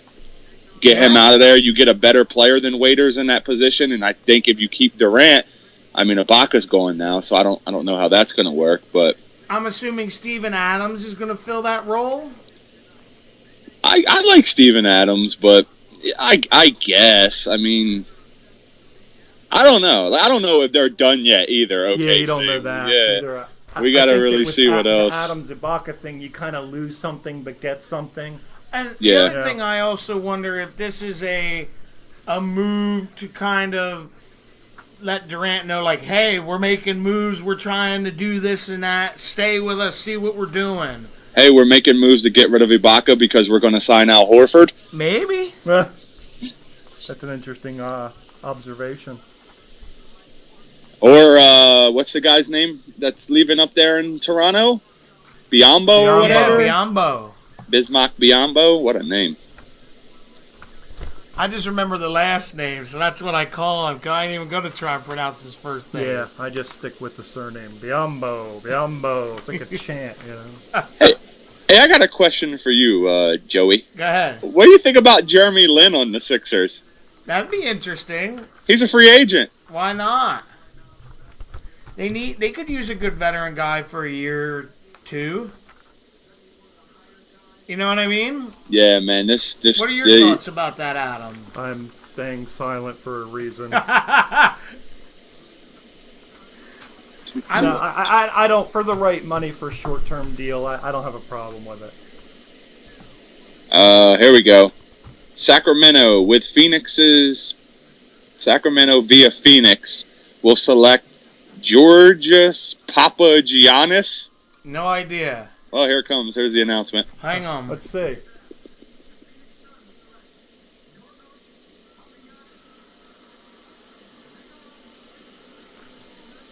He's Greek. His name kind of gave that away. Yes. Yeah. That's all I know about him. He's Greek. He played in a Greek league. 68% Hey, from the floor. That's not bad. 68% from the floor. Quality big man. Oh, yeah. He's knocking that down. 240. It's a big kid. He could be able to put some weight on. Let's see. A little post move there. He looks a little bit like Kevin Love in the face. I'm not saying his game does, but he's got a Kevin Love type of look. Oh, he got a little attitude there. Look at him talking trash to the guy. Yeah. Wow. Oof. Oh. Swatting shots. He's got the body to put size on, too. Yeah. Yeah. He might be... This might be a big pick here for them. Looks like a soccer player right there. In that jersey. I think that's actually a basketball jersey, but it looks like a soccer jersey. Well, he's wearing blue and white. That's, I believe, the colors of the Greek flag. Yeah, so it is. We got that covered. Tell Shane I can hear him whispering. I was trying to be quiet. No, I don't, dude. Who cares? It's not like we're doing something super serious here. Yeah, no. Yeah, that's what makes it fun. Exactly. This is like, let's just shoot the shit. Yeah. Precisely. I'm trying. He's kissing that guy a lot right there. They're excited. I'm not saying anything bad. I'm just saying. They're really excited. That one guy got real excited. He gave him like 15 European kisses in a row. Trying to see where this guy lands, and although I have to say he looks really, really exciting, I'm You're not seeing him on the board. I'm not finding him anywhere this high, that's for sure. Don Maker 2.0. Or part 2. Although I will say this guy looks very exciting. I'm reading a report on him now, and they say he impressed some scouts in workouts to boost his draft value. He has big upside, but may take a couple of years. Man. Could be worth it at that, though, you know? Well, because there's so few good big men. Yeah. Man, there's a couple shooters out there that I would get. Like, what's the dude's from Syracuse? Is it Richardson? Yeah. Yeah. Is it Malachi? Yeah. No, not Malachi, yes. right? Malachi Richardson? I like him. He's a guy that maybe the Sixers should try to put 24 and 26 they together. were linked to take with one of their later picks. Right now, he's projected to go at about 24. So. Yes. And he was the one that got injured, right? That had the injury season. I believe so. Yeah, that's what I thought. And I thought if he had like a full season, he probably would have went in the top 10. I just looked at 3 different boards, and I found this Grecian gentleman nowhere in the top 40. So I literally don't know where he comes. Well, we know where he comes from. But I Yeah. just don't know where he came from in terms of this draft. Talk about a late run.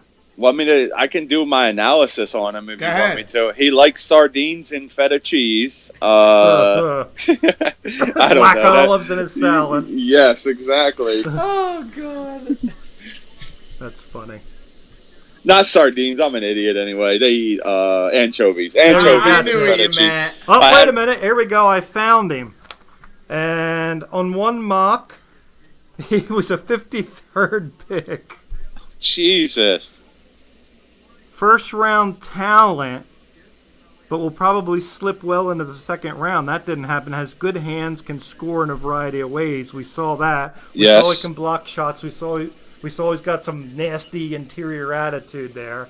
I think this guy watched the same film we did and wrote that up. Yeah, I think you might be right. Because everything, it's like almost an order of what they show too in his clips. Yeah, it's like I'm reading a transcript of Yeah. his highlights. Yeah, it's so funny. Exactly. So well, from 53 to what was that, 13? Phew.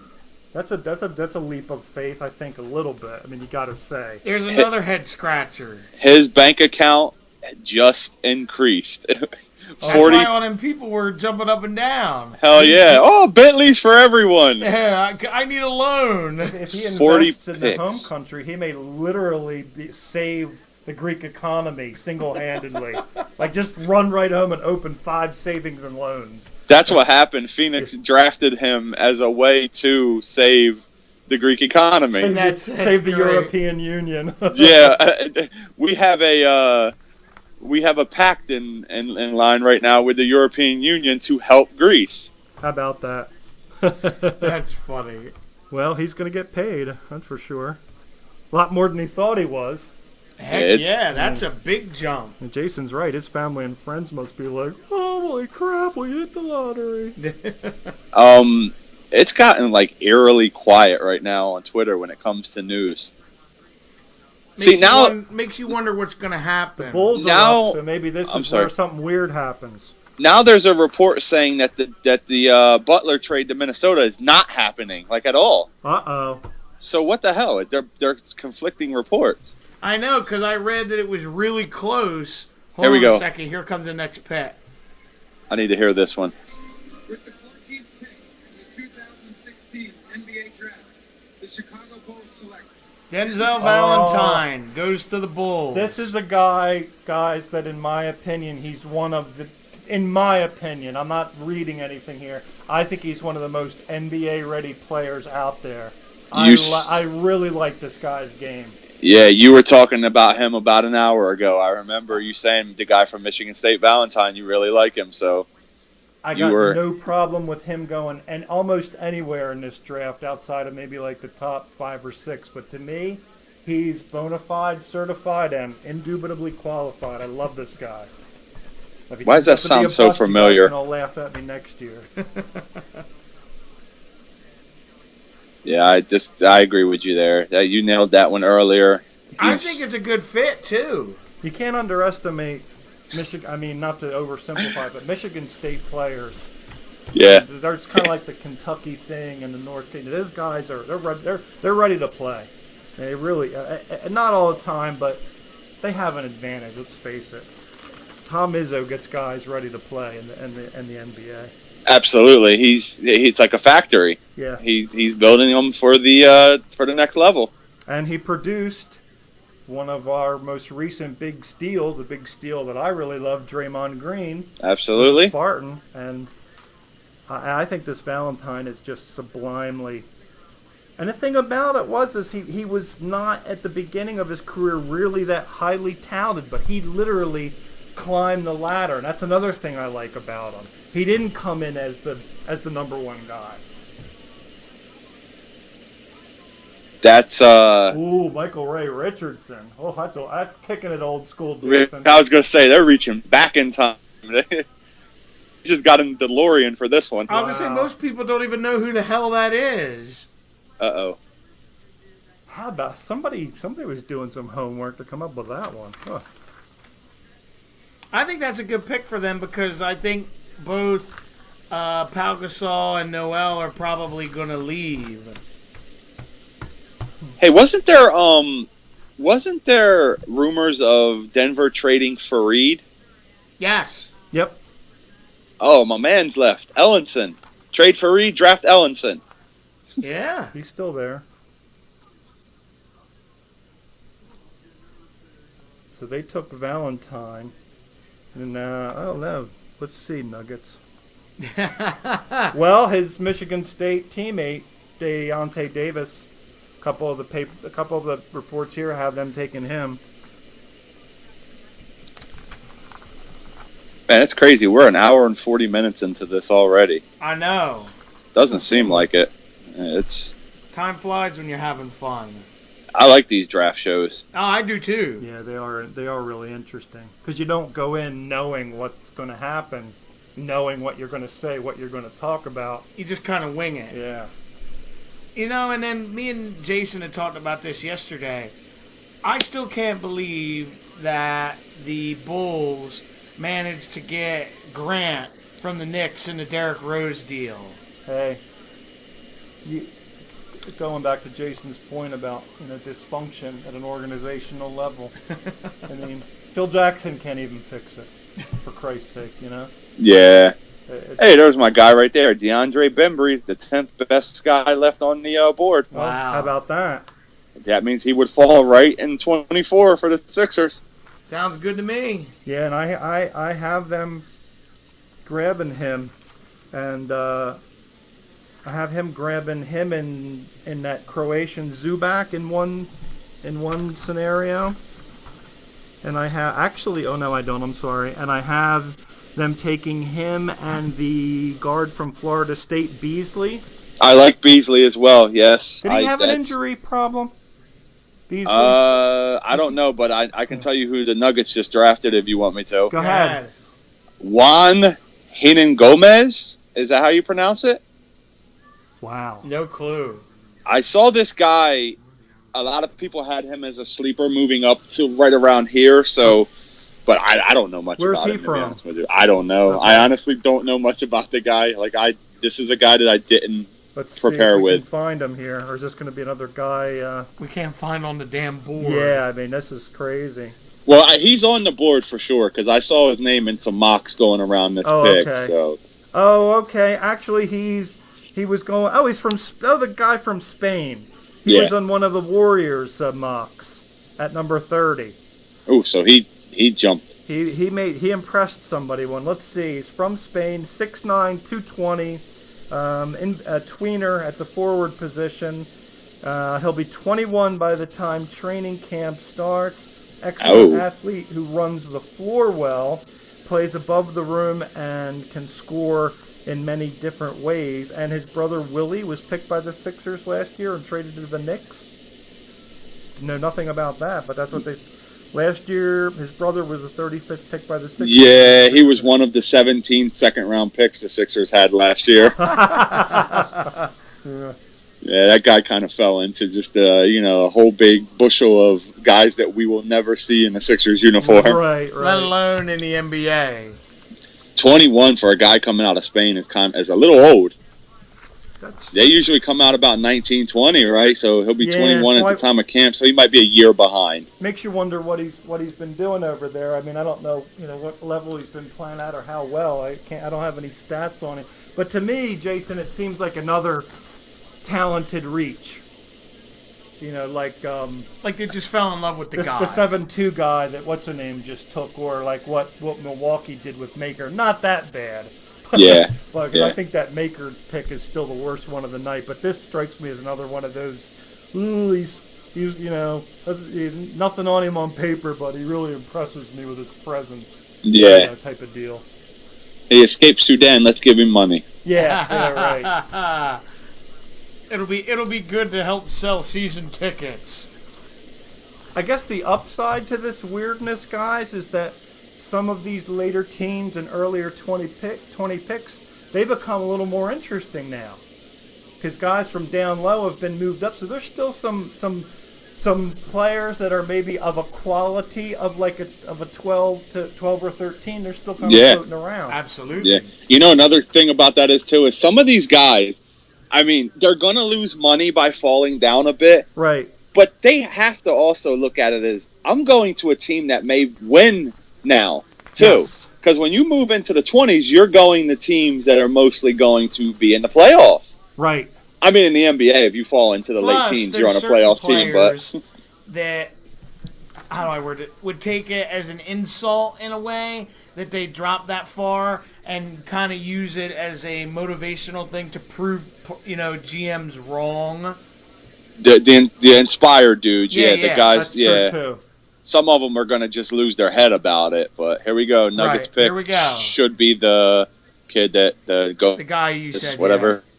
NBA, the Denver Nuggets select Juan Gomez goes to the Nuggets from Spain. Yep. You forgot the first half of his last name. Oops. It's like Hernan Gomez. We're Gomez. trimming it down for efficiency purposes. Juan HG goes to the Nuggets. Yeah, there you go. Yeah, JG. Yeah. Well, let's see his tape. We have film on him. Hope it's not 35 millimeters. He has a bad mustache. Yeah. Looks young. There we go. Ooh, nice move there. Yeah. Shot was a little erratic, but Working hard around the basket. And he could shoot. looks like Justin Bieber. Yeah. I don't think that's a compliment. I don't know. He looks like in that film, he looks like he's the best player in the room, and that's not going to happen in the NBA. Yeah. They're calling him a draft and stash right now, is what I'm reading. Okay. Really? Yeah, so maybe a year or more back over in Spain I'm for curious him. to see what they compare him to. His brother Willie. Oh, God. Let's see. The Nuggets. Gallinari. That's interesting. There's another guy who came up short in Denver. History repeating itself. They said that he plays a lot like Gallinari. Man, they love international players. Yeah. Oh, yeah. Oh, remember that dude, Skidishvili or whatever? Yeah. Oh, what a bust. Huge bust. I'm looking at Boston's pick next, guys, and there's all kinds of different information out there about them. We got them taking Ellenson from Marquette, and two different guards. One is the shooting guard from France, who I'm not going to disrespect by trying to say his name, and then your Malachi Richardson from Syracuse. What do you guys think? Why does Boston seem so interested in guards in this draft? Doesn't that seem a little odd to you guys, or what do you think the plan is? I don't know. I think it makes you feel like they don't have faith in Isaiah Thomas. It can't just be depth. They've got... Here's the thing. The only thing that came to my mind, and I mentioned this to you earlier, Joey, was the fact that I believe Sullinger's definitely gone, and maybe he does, he is a big part of their scoring. So are they going to try to, fill a slot, to balance out their scoring? That's possible. Yeah, and but even at that, there's wing guys and flex guys out there that they could take. I don't know why the buzz has Boston so in love with a guard. I'm uncertain about it. What do you think, Jason? I think he's kind of right. I don't think their backcourt's that bad. I don't think it's. They've got depth. They may not have a Splash Brothers kind of backcourt, but they have depth at the guard position. Almost makes you wondering: is there a deal in the back of their minds? That might be what it is. You might have nailed it right there. I honestly, I'm not sure. Maybe they're panicking about Sullinger, oh my God, he's gone, and his whatever points a game are gone. We got to try to fill that. It's funny they bring up the Mavs. I don't know if you guys have been reading. Their top two targets in free agency I've been reading are Mike Conley and, oh God, the other name is escaping me. Who's targeting Conley? The Mavs. Oh, really? I don't want to freak you out, but I actually read some stuff about Dwight Howard to the Mavs. Ew. Yeah, I know.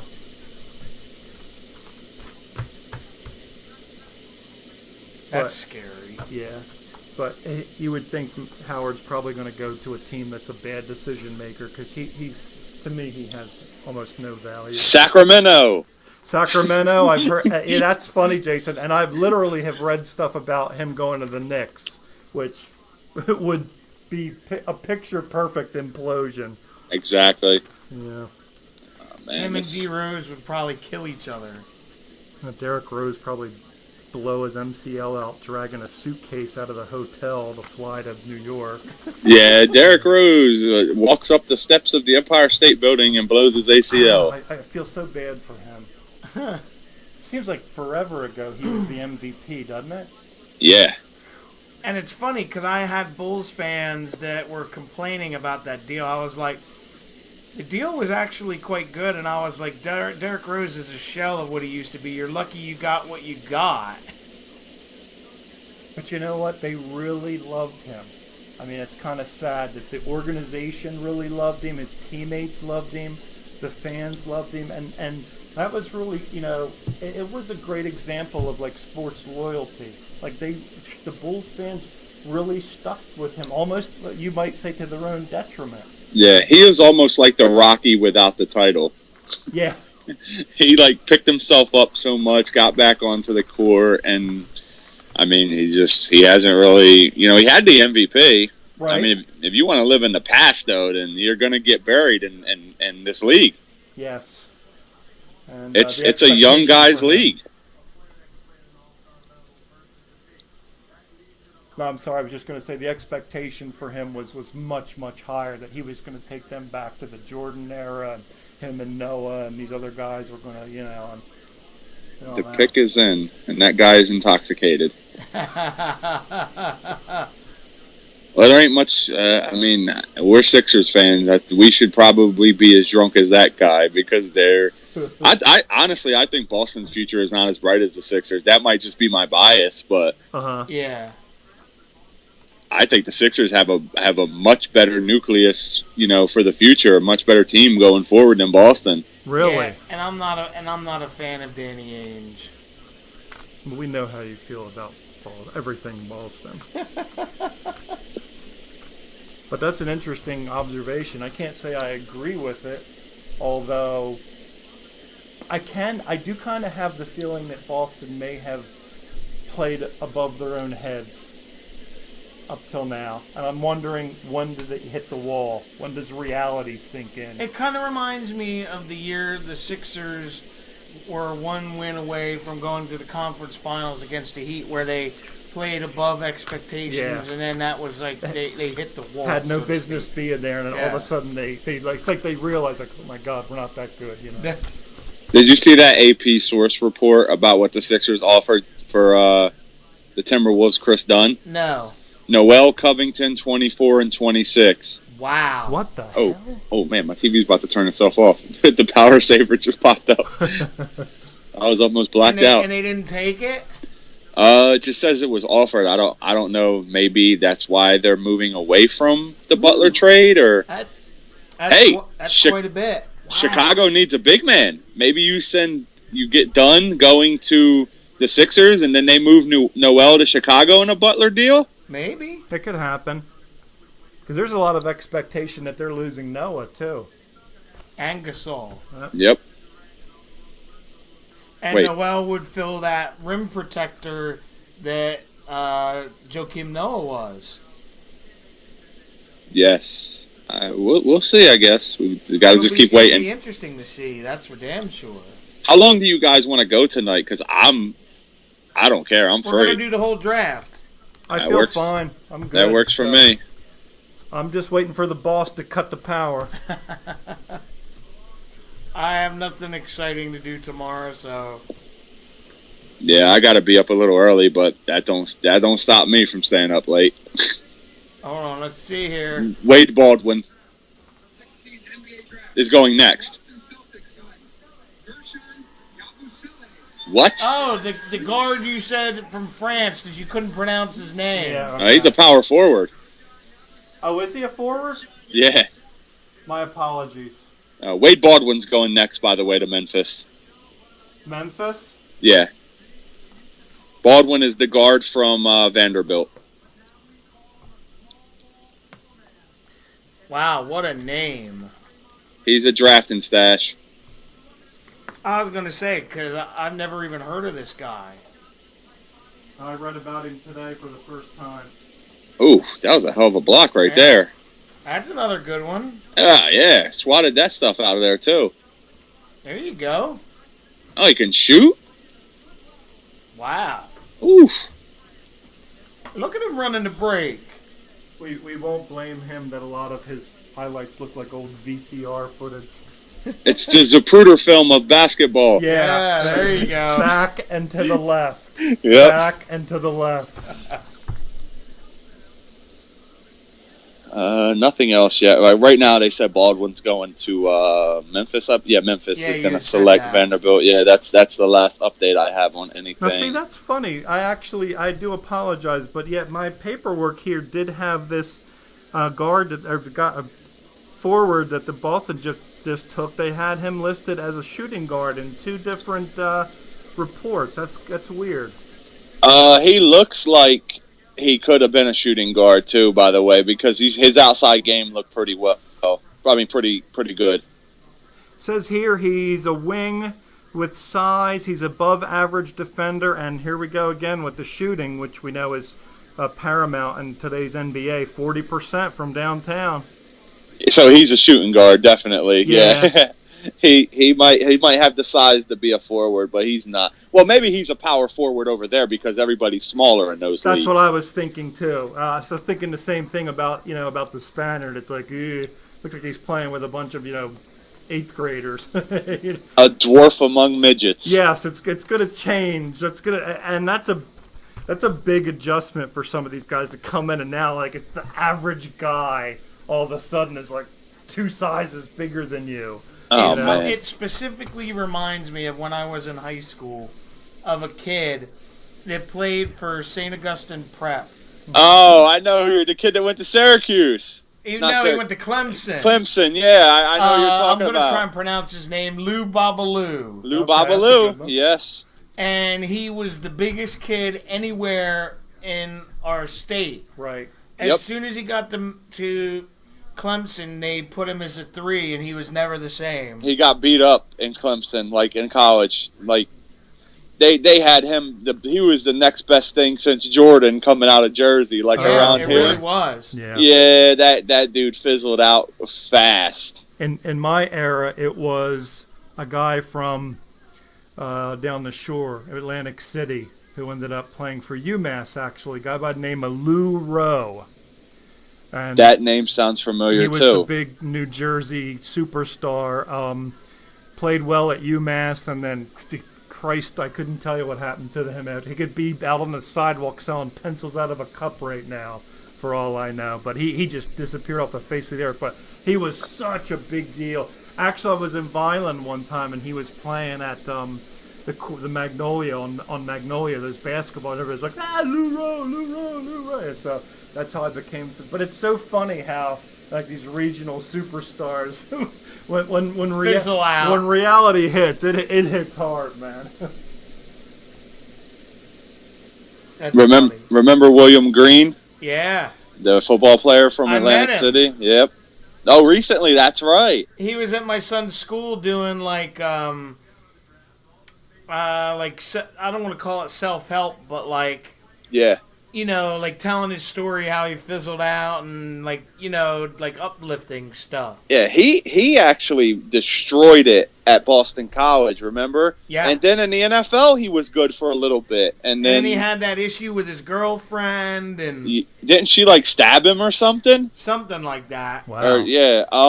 I remember him against Bridgeton High rushing for 350 yards in one game. Yeah. Phew. That guy destroyed us. My freshman year of high school, he played for Holy Spirit, I believe it was, Yeah. right? And oh my God, did he destroy us? It was like 72-6, and he rushed for like every touchdown that they scored was like a 30 or 40 yard or longer run. And it's a shame because, he went to the Cleveland Browns. There you go. Oh, that tells the story. Yep. Yeah. It always made me wonder if he went somewhere else, maybe he wouldn't have flamed out, but you never know. Yeah, that's what it is. It is what it is. Cleveland's not a very good city. No, I don't think this one NBA title doesn't do much to change that. Oh, there's Baldwin right there from Vanderbilt. He's I was talking about him. he's about to go up to the podium.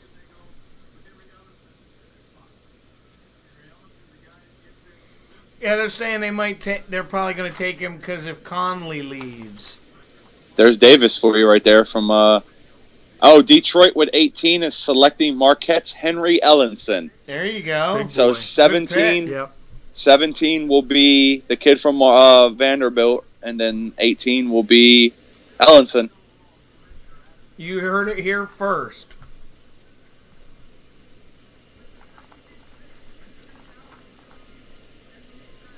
Here he goes.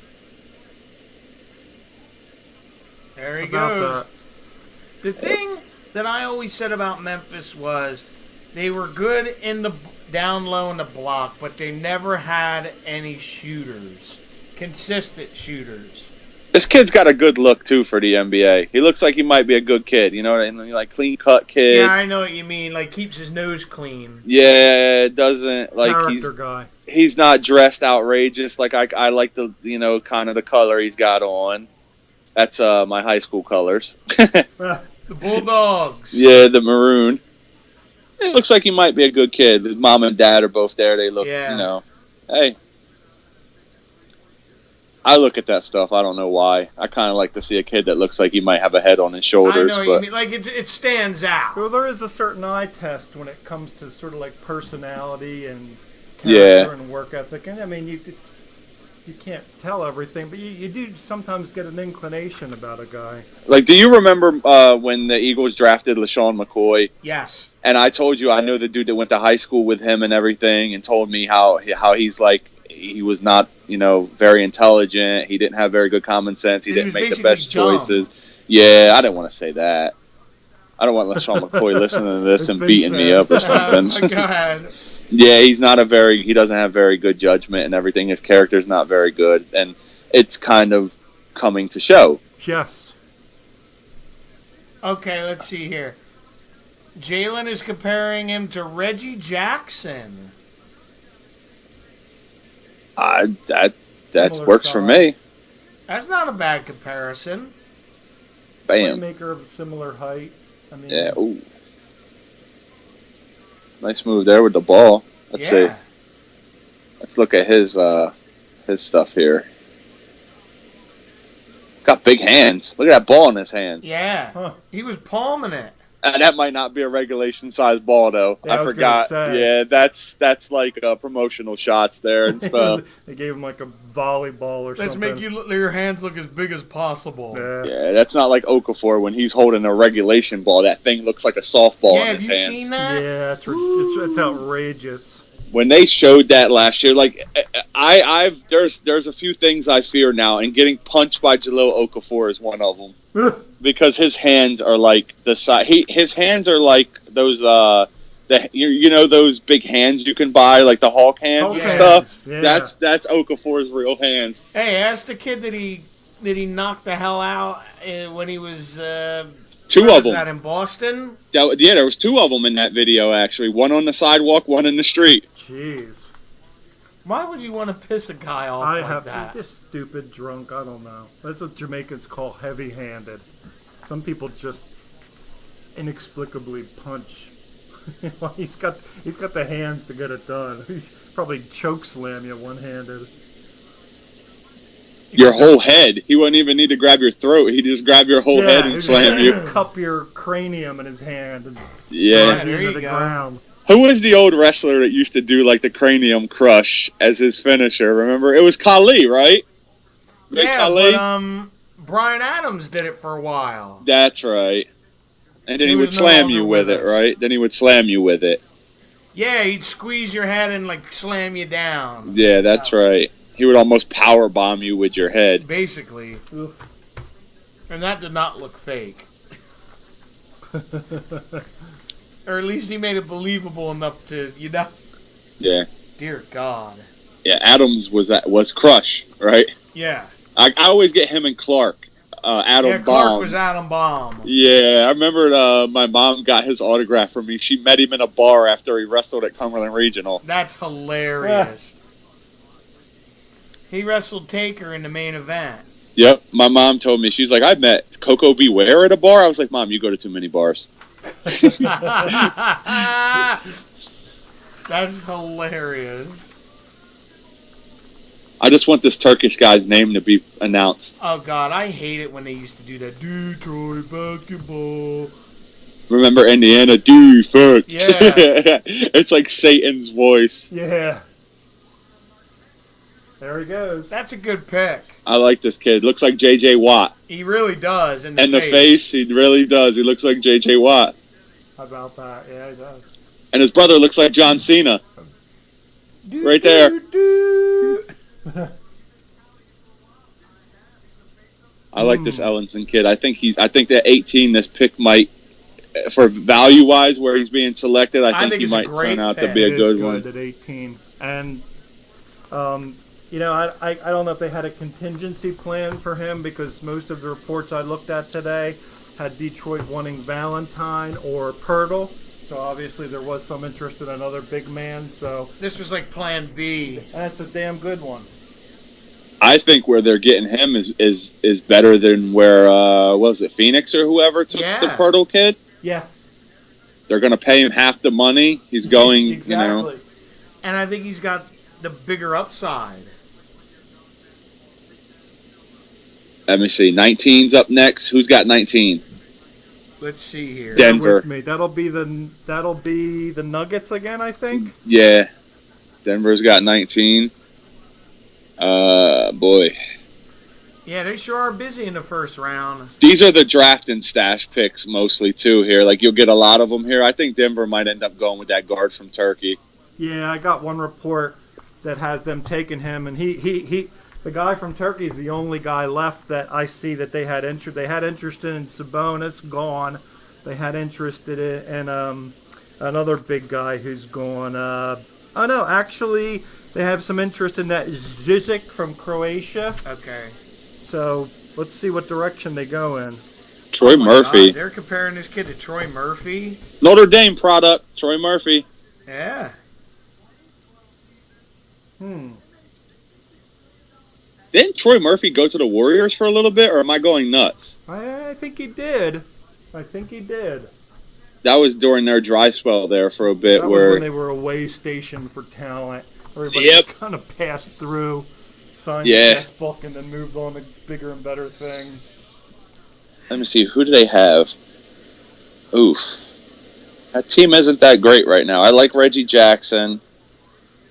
Morris is decent. Yeah, Drummond. Well, Drummond and him. Whoa, Yeah, that's a good front court. Yeah. I always like that Pope. He's not bad. All right, Denver's up next. Let me see if I have anything on them. No, nothing. I didn't prepare that great. I like to wing it after like the first 8 or 10 Yeah, I know picks. what you mean. I like a little bit of Yeah. surprise in there. It's Nobody has any idea what's going to happen anyway. exactly like I didn't see Ellenson falling to 19. I thought he was a top 12, 13 guy. And yeah, a lot of the stuff that I read is in agreement with that. Now, if you told me Ellenson went 10 and Maker went 19, I'd be like, yeah, okay. Makes a lot more sense. Yeah, it really does. That's why I don't know. And who took Maker again? Milwaukee, right? Milwaukee. Yeah. Yeah, I don't know, man. Yeah, that's. I'm still scratching my head over that. Like, I think if you put Ellenson with Jabari Parker, you have a better team. I would think immediately. Yeah. Yeah. But we're thinking with common sense. Yep. I'm thinking about. Like we always said, GMs sometimes use their heart instead of their brain. I'm just waiting for the Sixers to swing something soon. Like, I'm waiting for them to actually make a trade for a guy that's in the league already. You never know. They need guards, man. That would like, make a lot of sense to me as well. they need guards bad. They have to do something to get a guard.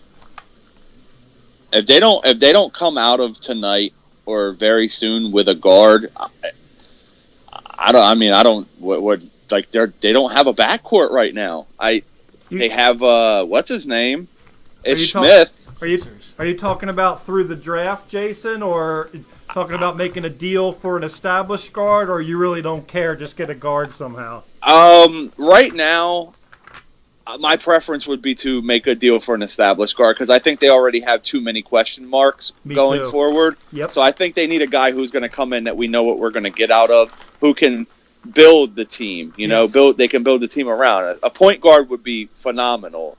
A good one. I like Eric Bledsoe from Phoenix. He's 26 years old. I know he's coming off of an injury. Right. They said he's going to come back 100%. I guess I believe it. Right. If you don't pay too much, I like him. Like, he's going to be 26 until late December. Okay. So he's basically going to be 26 for the better part of the year. I mean, at 26, He probably has 5 or 6 more years left in him. Maybe the injury might knock a year off of it. I don't know. But if the price is right, I think I would enjoy seeing Bledsoe play here. Yeah, I agree with you. I think the Sixers need some. You can't do everything in the draft. Yeah. You can do a lot, and it's not to be overlooked. Free agency can be a nightmare if you abuse it. But I agree with you. They need some. They need a go-to guy, an established go-to guy. I mean, there's guys out there still. I think you might have a couple. Like, I don't think that Teague is a guy who may end up staying where he is right now. Okay. I honestly don't. There's a few more guards, like point guards and stuff out there that I think are very tradable. Right. Later tonight, maybe when free agency gets ready to ramp up, teams want to free up some room to sign some guys or whatever. Yes. I think that there's going to be like a lot of movement still trade wise tonight. I agree with you. And sometimes a lot of it will happen once the draft is over. Yeah, it's the first round especially. Mm-hmm. Because the Sixers still have 2 picks. I kind of think if they're going to make the trade, though, it might be before they make the picks. Because you want the team that's getting those picks want to make the picks themselves. It's exciting for the fans, too. Yep. They get to see their team's name up there making 2 picks. I don't know. We'll see, though. We'll see. We got time. Yeah. Plenty of time. That's definitely what we have tonight. We're over 2 hours into the draft already, and it seems like we've been talking for 20 minutes. I know. It's been fun. I always love doing these live draft shows, no matter if it's NFL, NBA, whatever. Do you ever do this, like tonight? We're going into this, right? I told Mike earlier, I think I'm going to have to get carried through the show. And then I'm like, well, maybe I know a little more than I thought I knew about what's going on. Yep. Well, I think the important thing is when you get into the heat of battle, so to speak, and you just start it's kind of like you're just sitting around a table talking. Stuff just kind of comes out. I mean, preparation is good, but, that sort of like that flow of consciousness that you get into when you're just having a comfortable conversation about something you're interested in, it just kind of comes out naturally. Yeah, there's Beasley off the board to Denver, shooting guard from Florida State. Oh, okay. He did have an injury issue. Pardon me, Jason. He was unable to work. Oh, sorry. He was unable to work out because of it. Okay, why are the Sixers fans cheering so hard for him? Did I miss something? No. Maybe he's the last guy left in the room to be drafted? I don't know. Strange. That's awesome, though. Kid gets drafted on TV. Either way, he gets to see it. Is he from Philadelphia? Let's go to the Google machine. Yeah, where are they? Hit up the Google machine. Let's see if he's from Philadelphia, because they're in Brooklyn, but it was the Sixers fans cheering him really hard. Brooklyn, okay. Malik Beasley. As soon as I put in his name, Malik, the first one that comes up was Beasley. Huh. I like that. Let's see. Let's go to Wikipedia. See where he's from. He's from Georgia. He's from St. Francis High School in Alpharetta, Georgia. Huh. Weird then. So why would the Sixers be cheering? His fans be cheering him so hard? I gotta think that maybe he's the last guy in the room. That would be the thing that would make sense. Guess we'll find out. You know, I don't want to sound cynical, but could it be some kind of like ironic cheer, like, "Yay, we heard a lot that the Sixers might take this guy, and he's been injured and he's gone, so we're not going to get him." Oh, DeMarcus Cousins is not happy with them selecting the Greek center, the Kings. Well, he's never happy. And they say it appears likely for now that Jimmy Butler will remain with the Bulls. But when is DeMarcus Cousins happy? Let's not kid ourselves here. I don't know. I think the best thing that could ever happen to him is if he got out of there. Let me see what DeMarcus Cousins had to say.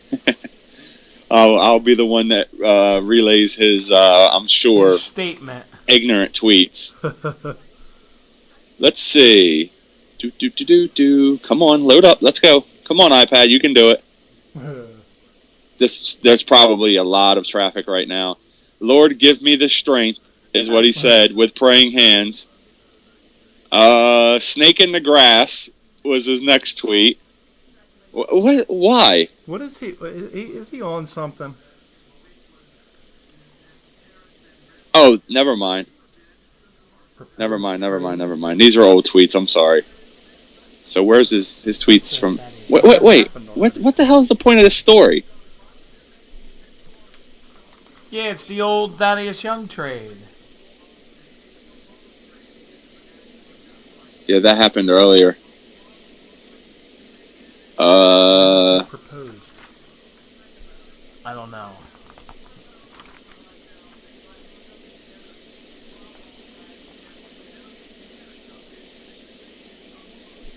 Yeah. Oh, okay. These tweets were from tonight. Okay, they had them time-stamped wrong for a second. Okay. Indiana's up now. Yeah, number 20.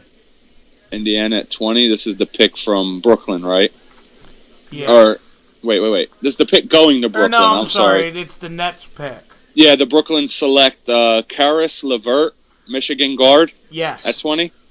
Whoa. This is a little hockey news, Mike, that we'll like. The Flyers signed Radko Gudas to a multi-year contract extension. Nice. Actually, let me get on my phone. Text that to someone. Totally different sport, but It's breaking news. Gudas. I always liked him. Okay, there we go. Oh, man. Let's see. Who did I say they took? Oh, the guard. Levert? However you say it, from Michigan. From Michigan, yeah. Caris. It's Caris. Okay. And then LEVERT. Levert. Karis LeVert. Sounds like it. I'll take it. Question is, yeah, that is now his name. But what my question is, where is he? I mean, it looks like another reach. Draft and stash. Yeah. Well, he can't be a draft and stash. Never mind. He's not a. He's not from overseas. Yep. I don't know what it is. Oh, wait a minute. Holy crap. Here's one that has him at 45. He's a 6'7" shooting guard. Okay. And he did not play much. He played 33 of a potential 68 games. Okay. Jesus. He's got the wings. He's got the wing potential to play more than one position. Although he's called a shooting guard at 6'7". Shot 40% behind the arc in his college career. That's good. Yep. Actually, his percentage went from 30 to 40 to 40 to 45% this past season. Well, at least he's getting better. Yeah. But he only played 15 games this year for Michigan. Jesus. So he's had injuries, but his 3-point shooting's has improved. Huh? When a So it's shooter- basically just an injury issue. Yeah. Why do you draft a 22-year-old that high though? That has injuries. 3 surgeries on the left foot in a 22-month span. Wow. Yeah, That's a big red flag. This is Reach City, people. Thon Maker, you may have been redeemed. I don't know. Well, not really, because that was 10, but this is also a head scratcher, I gotta say. Well, we're talking about the Nets too. They're a friggin' They've turned into a mess too, haven't they? It's like another way station team where all the good players get the hell out, and the Drek stay. Well, they are owned by a former drug dealer. Let's not forget that Jay-Z used to sell drugs. Let's not kid ourselves, people.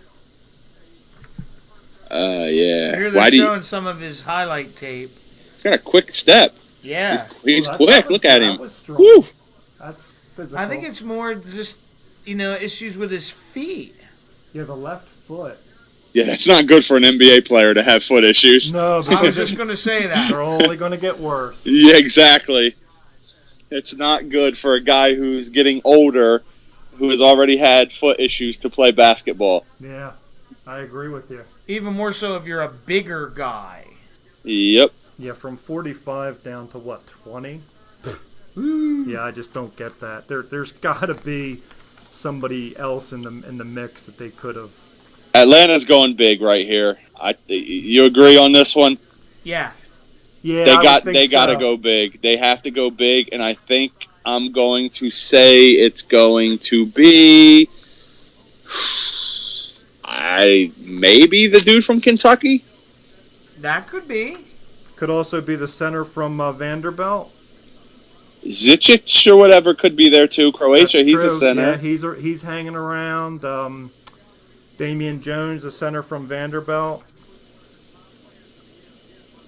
Bentel, the guy from Providence who played with Chris Dunn, who almost scored I really love Bentel, but 20 points per game. Not rating as high as I expected him to on any of these boards, and a lot of people are saying it is because he's not a good enough rebounder for his size. That could be it too, and it could be that his size isn't going to play as well in the NBA as well. He might lose points because he's not playing smaller guys in the NBA. So, but it's funny you mentioned Bentel because I was talking with Joey about him earlier because one of the mocks had the Warriors taking him, and I think he's a good fit for a team like that because he's just one of those guys. He can score from all, he can score inside and outside. He's a good hustle guy, and I mean, granted, you want rebounding, but I think there are places in the league where Bentel can fit very well. So you think he could possibly be another Mo Spates type player? Yeah, pretty much. That's a very good analogy or comparison. Yeah, I think that's very good. I was going to say that sounds fair to me. As long as we're having a break, guys, I just dredged up a few guys that are still to come, just to kind of stoke interest, if you will. Somewhere down the line, we got the point guard from Wichita State, Fred VanVleet.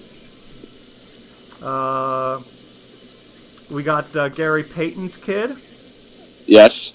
We got Bentel, actually was on that list of guys that are going to come along somewhere. Actually, I'm interested in this center from Purdue, Hammonds, who's got all the talent in the world. They just have big questions about his motor and his interest. Do you have anything on the point guard from Notre Dame? Actually, Demetrius, right? Yes. He actually went as high as 15 in one of these. Because I'm thinking that the Sixers might snatch him soon, if he's still there. I think that's very possible, too. You got him, and then another interesting guy is that lanky, I think he's a shooting guard from UNLV. Was it McCall? Sounds familiar. I'm not. Let me see if I can dig him up. He was Actually, I think the Sixers have him in one of these mocks. He's like he's a tall shooter. Let me see if I can find him. And of course, you got Bembry out there. Did I happen to read anything about who Atlanta's taking next? No, there's nothing there. No. Yeah, there's nothing been announced yet on him. Well, I just saw something about. Oh, it says that the Levert kid got advice from Kevin Durant on his recovery from foot surgery. Oh, okay. Wow, that was nice. Is Malachi Richardson still out there? Yeah, he's still there from Syracuse. Yeah. Not drafted yet. Boy, I'll tell you what. That's a juicy one. He's the injury guy too, right? Yeah. Yeah. It was him and Beasley from Florida State were both the two guys, and the Levert dude too. So right here is where you want to maybe a guy. Okay, here we go. Bembry was just drafted by Atlanta. Who? DeAndre Bembry drafted by Atlanta right here. Wow. Ah, that sucks. I wanted to see him stay in Philadelphia. That's a shame, but it's a good pick. Yep, I really like that kid. Yeah, I think they're getting themselves a hard-working kid. You know, I don't. He might be a tiny bit of a reach at 21. Like he might have been a late first-round guy, but Right. I think at this point he's worth the risk for Atlanta. If it is, I agree with you. If it is a reach, it's not much of a reach. I mean, he's ranked 29th in the player projections, and there's a lot of stuff here. Him going 24th, 27th. So, you know, it's not bad. Yeah, I was hoping to see him stay here, but That would have been cool. good luck to him down there. Well, we never get the Philly college kids never get drafted by the Sixers, and then a lot of them. Like, look at what's his name up there in Toronto, man. What's his name? Lowry, Yeah, Kyle Lowry. Yeah. That kid I loved him with Villanova. Then Jameer Nelson too. Yep. I was a they're both still in the league. Yeah, Jameer's around. Yeah, he's floating with some team. I think he was with like Dallas or somebody last I saw. Yeah. I think you're And right. then Lowry is one of the better point guards right now. He really is. DeAndre There he goes, Bembry. DeAndre Bembry to Atlanta. Yep, I like Bembry, man. There's Randy Foye is with OKC. Is it OKC? Yeah. Yeah, you're right. He's off the bench with them. Yeah, he's another Nova guy. Hold on. Somebody just tweeted something about Bembry. Let me read it here. It was something. Oh, here it is. The vertical dude. I'm a huge DeAndre Bembry fan. That's what he said. Huh. I'm reading some stuff on him now. Says he's going to be very valuable on an NBA roster because he guards multiple positions and sees the floor extremely well. Well, that's the kind of stuff that if a guy has it naturally, he's going to have a spot on somebody's roster. Oh man, there's some guys out there right now. I forgot the other Murray kid's still out there. Yes, he is. DeJounte Yeah. Murray, Deontay Davis, Demetrius and they're all Jackson. falling right to the Sixers. Yeah, The- man. The Sixers are benefiting from all this wackiness. 24 and 26. Jackson and Murray, two good backcourt picks I right was there. going to say if they just stand pat for right now, it might benefit them. My favorite name left on the board, Timothy Luwawu. Where's he from? He's France, isn't he? Maybe. I don't know. I just like the name. I don't know much about this guy. Like, I'm running out of guys I know about. Nah, you're good, man. Don't worry about it. I'll look him up. Yeah. Luawu's from France. Hey, let's draft Ryan Archidiakono. Yeah, I know there you about go. him. Yikes. No, he won't get drafted. If he plays again, it'll be internationally. I don't know, man. He might be a undrafted free agent guy who makes a roster. Yeah, as an off the bench energy guy, shooter or something. I don't know. Candace can't stand him. maybe. He's from my girlfriend's like hometown and went to her rival high school. I got Yeah, she doesn't care though. Not like she's gonna listen to this He anyway. reminds me a lot of, and you're gonna cringe when I say this name, Adam. Okay. He reminds me a lot of Deladova. Yeah, I'm cringing. Smaller. But I mean, like the fiery, scrappy kind of player. Yeah, Deladova has NBA size though. That's the only thing. Right. Diacono, Archie Diacono, I see it in him. I can agree to an extent. Yeah. I like Archie Diacono, man. Any kid that helps bring any kind of title to Philadelphia is okay in my book. Absolutely. Yeah, there you go. You can't question the kid's energy. The most exciting college final game I think I can remember. Since Leitner hit the jumper in the Spectrum. Yeah. Yeah. Josh Hart. Well, I'm sorry. Go ahead, Jason. No, you go ahead, man. I was just going to say, you mentioned Bentel earlier, and I saw that he played very well at some 5-on-5s at the Combine, so his stock may have lifted, so maybe we'll see his name called pretty soon. Yeah. Can he transition to a small forward in the NBA, or does he have to play the 4? I think he can transition. Okay, Just my opinion. Because the Sixers could use a small forward, but I think the Sixers have to look at those guards right now. They have to, in my opinion. They have to look at Demetrius Jackson and the other Murray, LeJounte Murray. Yep. One or the other. And maybe if you get lucky, you can get both on the go-around. And if one of those guys goes, an interesting prospect is this Patrick McGaw from UNLV. Defends very well. He averaged 15, 5, and 4. Yeah, there's 2 steals. I'm sorry, Jason. No, he looks pretty NBA ready. There's 2 things that I love to hear when you say something about a player coming into the NBA. 2 things I love hearing: shoots well, defends well. Yep. They're my 2 things that you almost have me at those 2 attributes. I'm hooked. You had me at hello type of deal. Yeah, you had me at shoots and you had me at defend. If they can do both, I'll marry them. I hear you, because when I hear defends multiple positions, that's some serious value. And a guy can work on his jump shot. I mean, I understand what you're saying about shooting, but honestly, if the guy's got the work ethic, you can work on a jumper. Look at Stackhouse. Absolutely. Sacramento's making this pick for Charlotte, right? Yeah, they traded Bellinelli. Yep. They just took Malachi Richardson with the pick. Well, that's a big one. That's a good get. Yep. Sacramento made a good pick. What? Yeah. Are we actually saying this? Is that why it's so hot out? Yeah. Is this happening? Holy crap!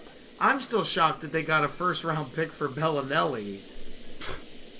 Of all people. Yeah. You know how bad of a franchise are you when you trade away a guy with a first-round pick? Like, they gave us Stauskas. We took Stauskas and got a first-round pick with him. Yeah. Like, I don't get it. There's no rationalizing it. It's just stupidity. Yeah. That organization is dysfunctional. I feel sorry for everybody involved. I mean, I don't really like Cousins that much, but he's a beast of a player. I'd like to see him shape up and grow up. But I just what a mess.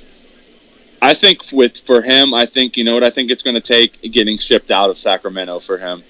He needs to be humbled by someone, and Sacramento's not going to do it. Yep, because he's the man there. He needs to go somewhere where he's around some veterans.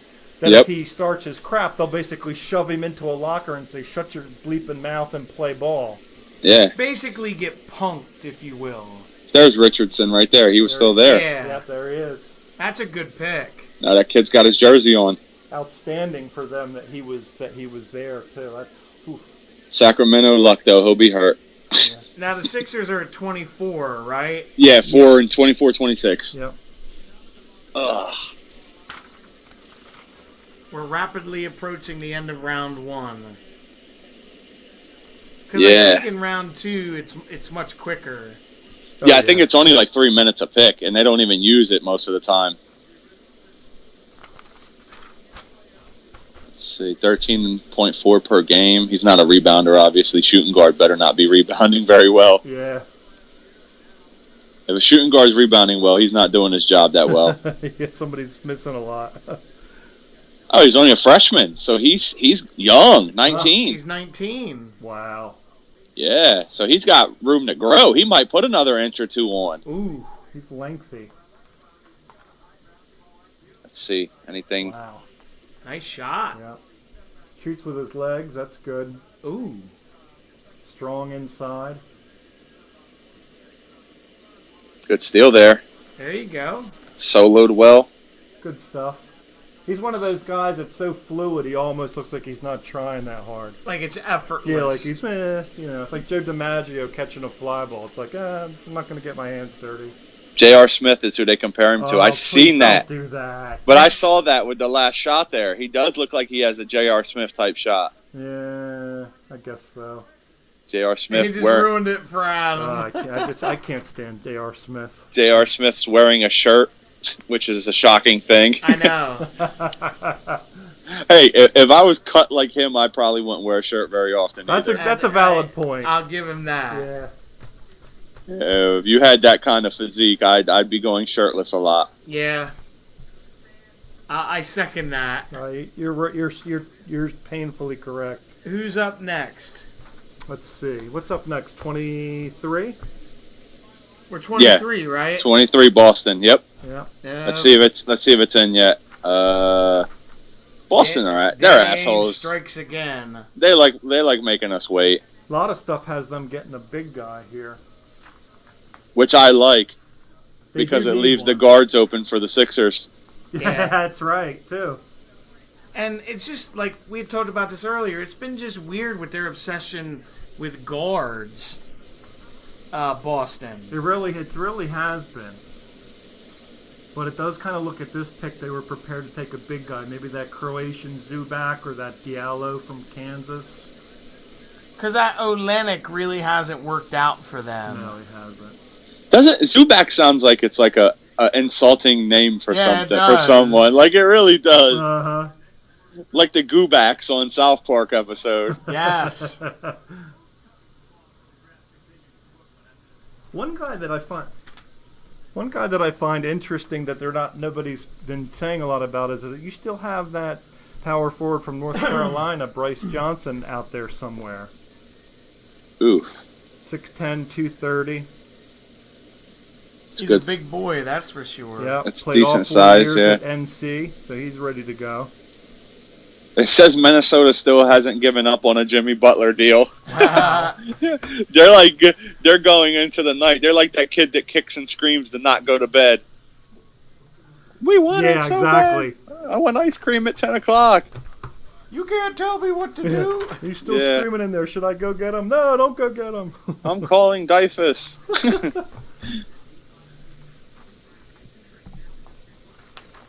Nothing. That's funny. Nothing on this Celtics pick yet.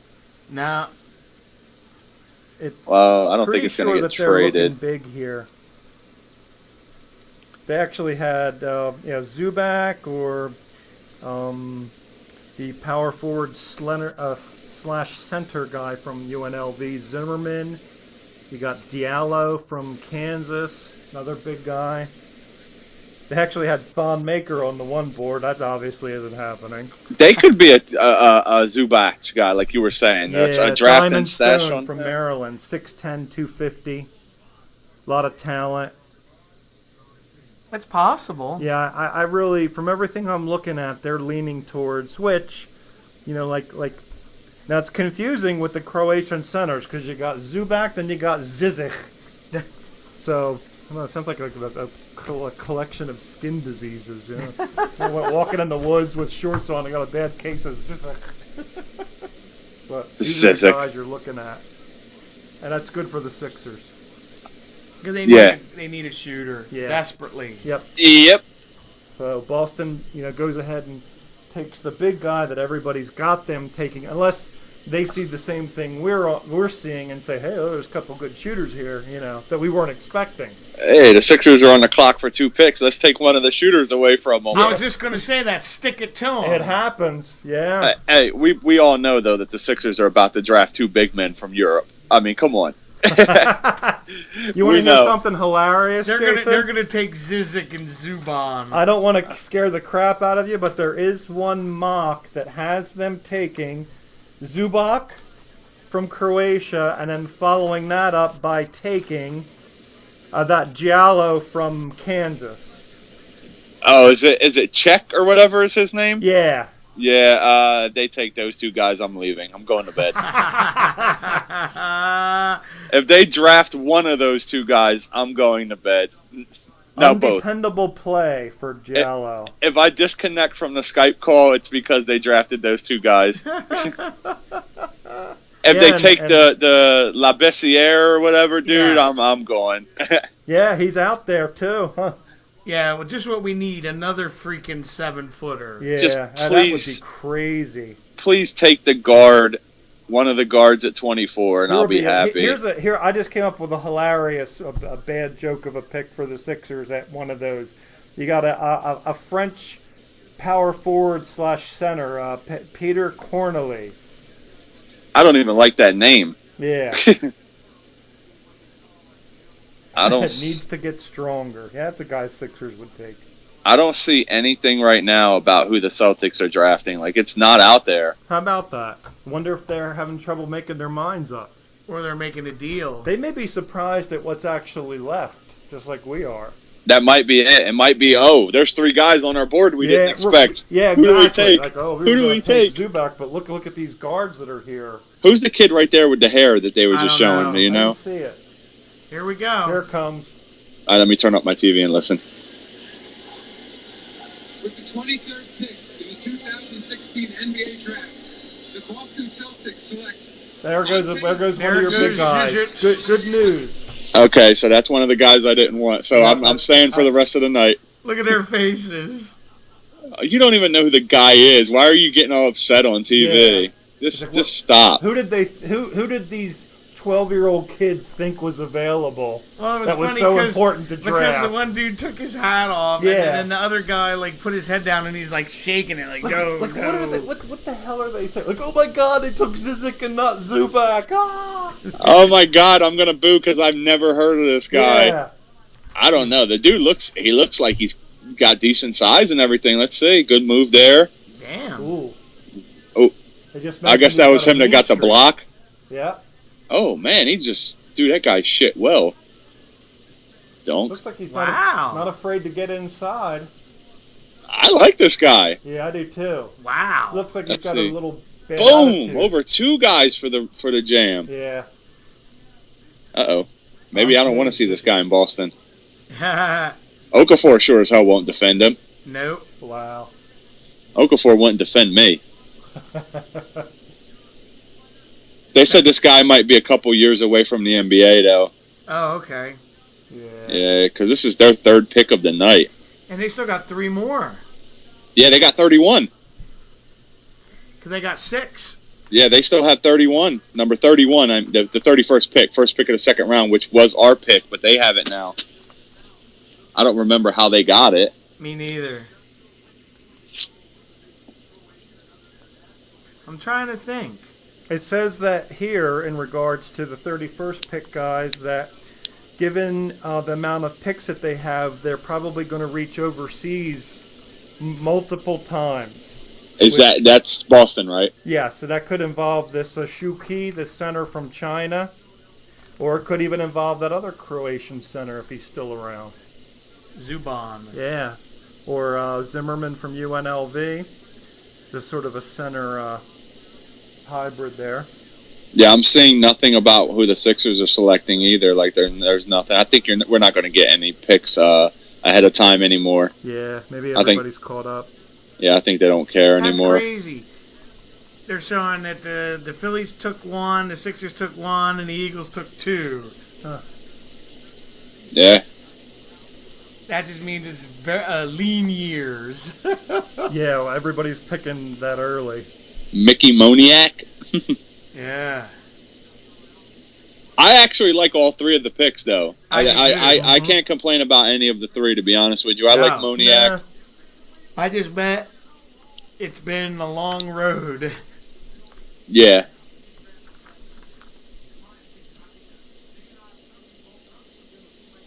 Man, those starters right there from last year look bad. Yeah. 3 of those guys aren't starting for a lot of teams. Anywhere. Yep. Yeah, 3 of those might not be starting in the developmental league.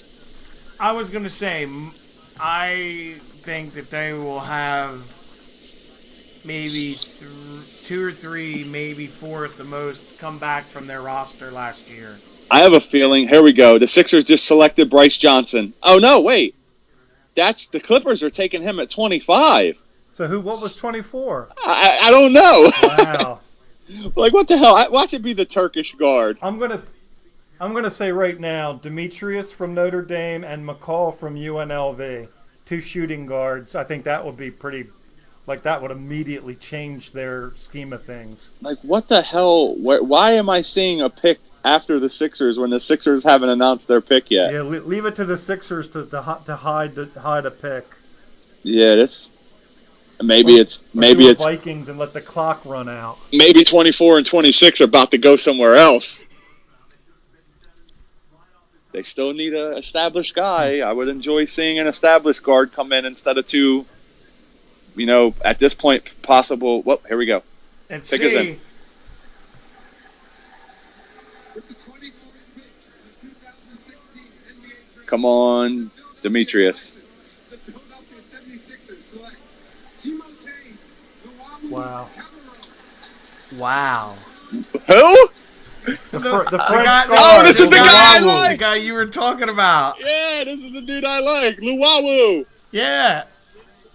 The fans must know him. They're all excited. This guy's name is forever TLC for me. I am not calling him anything but TLC. Do you have any info on him, Adam? Let's see what we got. The So best far, name in the He draft. likes bow ties and he's got an attractive girlfriend. Let me see what I can follow up with on that. But he's from France. Does she shave her pits?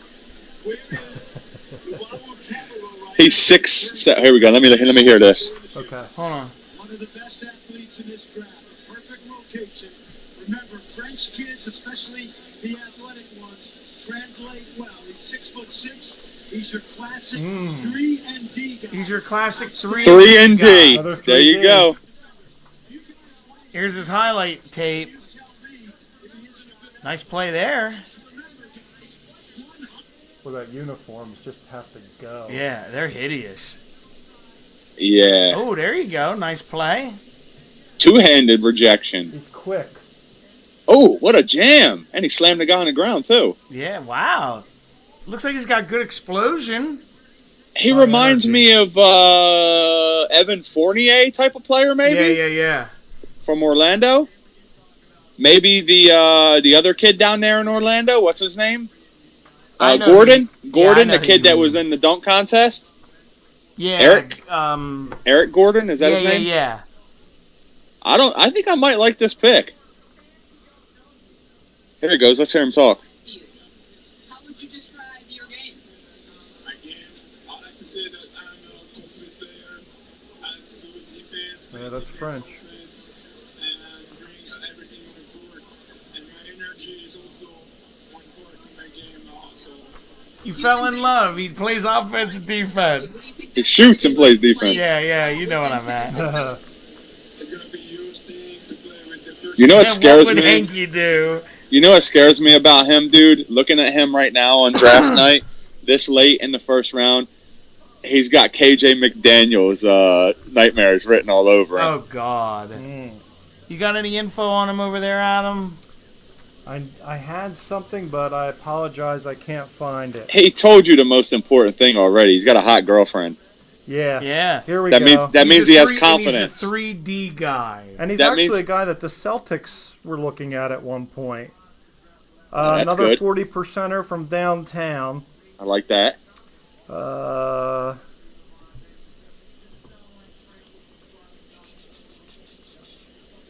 One of the more NBA-ready international prospects. Well, I that's like. interesting. I like that. Yep, and they're calling him a winger, who's an above-average athlete, and defender. I like both of those. Yeah, defender I like. Above average defender. He reminds me of a big version of that Schroeder kid from Atlanta. That kid is so high energy, you know? He was comparing him to the kid from Orlando. I agree with that as well. What was it, Gordon? Fournier. Or Fournier? Fournier, yeah. That's a good comparison. That's who he looks like him too. He Sorry, does. You're right. You might hear my bottle shaking. That's my crystal light going into the water again. Nah, it's all good. I gotta water up for the Can't be any stretch worse run. than me digging to get a cough drop. Oh yeah. We gotta hydrate. We've been here a while, guys. Yeah, that's what Adam said. We gotta hydrate. 3 hours almost. Yeah. Oh, we still got about an hour left to go. Mm-hmm. Maybe more. I don't care. I don't have anything to do except go to the pool around noon tomorrow. Son of a bitch. And I'm only going for a half an hour because Shane has his swimming lesson. The Clippers Here here. we go. Mental. 2016 NBA Draft. The Los Angeles Clippers. Bryce Diallo. Johnson. North Carolina guy. Oh, we already knew about this. Should be solid, yeah. Oh, we already knew about this pick. I forgot. I got so excited over the TLC pick by the Yeah, Sixers. he got that excited over the TLC pick. tender loving care pick. That's what we're going to call him. TLC. TLC, the French assassin. Guess who's back on the clock? Yep. Let's see if they get maybe Take the McCall, guard. Demetrius from Notre Dame. Yes. Yeah, would you be happy with that pick if they took the kid from Notre Dame? The point guard. I kind of want the other Murray kid. Yeah, what do you Who's- think about that? The other Murray. Yeah, I like his talent. I'm really fascinated with that McCall kid from UNLV. He's complete. He gives not that stats are everything, but his stat sheet looks like an NBA stat sheet. 2.5 steals a game, almost 15 points, rebounds, assists. It looks like one of those players that's always involved in where the ball is. But like they were saying with the Sixers, they're taking these guys, but you don't know what's going to happen later on in the night. We don't know what the wee hours are going to bring. I honestly think the dude the Sixers just drafted is staying in Philadelphia. Yeah, I 'Cause- agree with that. 'cause I he- just meant like if they're going to move Noel or Okafor. Yeah, that. Yes, I That's still agree. very Yeah, I'll say Demetrius Jackson or the DeJounte Murray kid right now is who I want to see Okay. for the Sixers. Yeah, One of I those like him two. or I like Jackson or McCall. I Okay. think this was the first good pick. Like, this is why I like Brian Colangelo as the GM. He can find good talent late in the first round.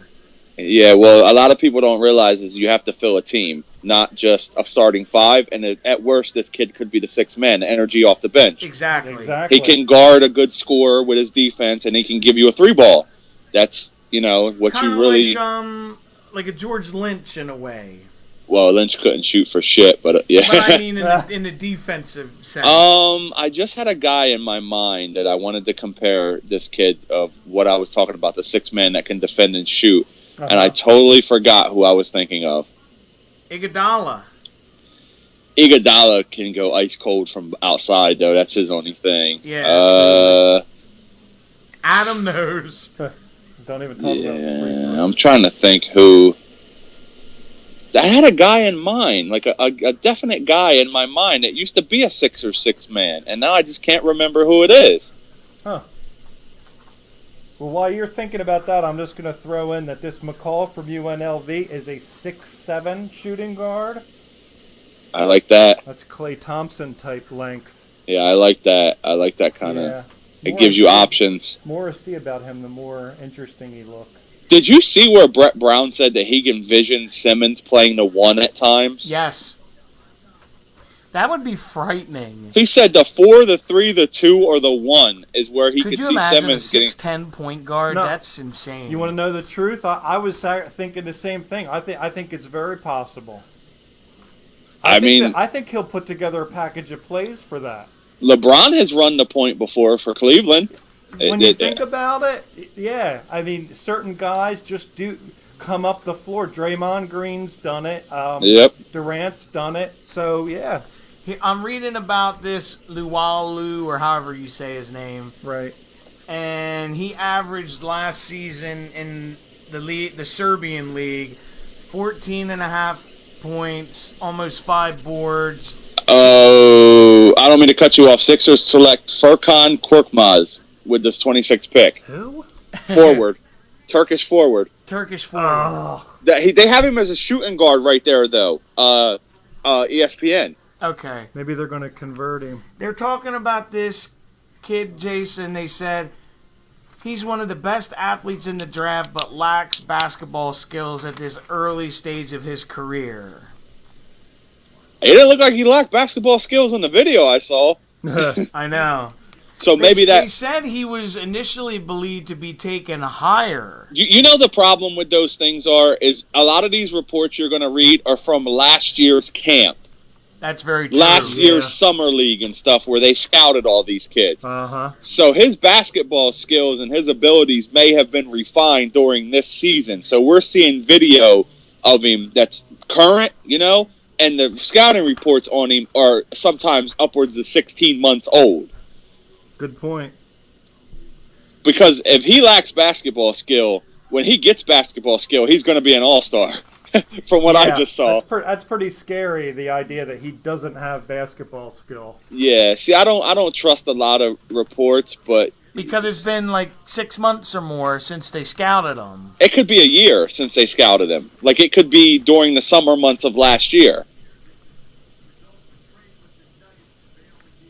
What? Oh no, that's a trade from last year. The Oh, JaVale McGee that's how they trade. got this pick. Yeah, Yeah, okay. I did a double take. I was like, what? Yeah, I was like, what?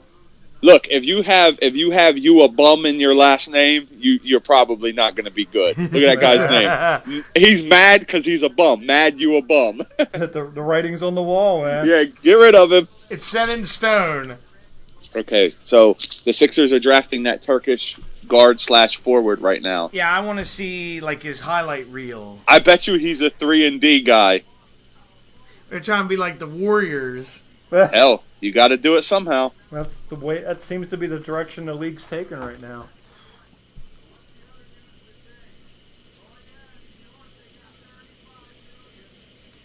Now the discount. Oh yeah, they got 35 million. He sounds like he's been out drinking with Michael Barkan all night. Another lush who's constantly sauced on live TV. The Sixers have $75 million to spend. So if you want to That's talk a about crazy this amount of guy, money. if this guy wants to talk about money, let's talk about what the Sixers have. That's why I agree with you. But that's why they put, I think, Barkan on radio. If there was no salary cap, do you know how screwed other teams would be right now with the Sixers' money they have? Oh yeah. Oh, Like, if there was no max deals, the Sixers would Look be at these fans sitting there please give us something to cheer about. Well, this moron's wearing a Phillies hat. oh God. Here we go. Do you even have that guy on your sheet? I can't find him anywhere. Oh my God! Hold on, let me unmute it. With the 26th pick in the 2016 NBA Draft, Draft and stash. Philadelphia 76ers select Furkan something. from Turkey. Korkmaz. Korkmaz from Turkey. From Turkey. They're showing him as a shooting guard. Okay, let's look at him. Let's see his highlight reel. Hinky died for your sins. I like that sign. Here we go. Let's look at him.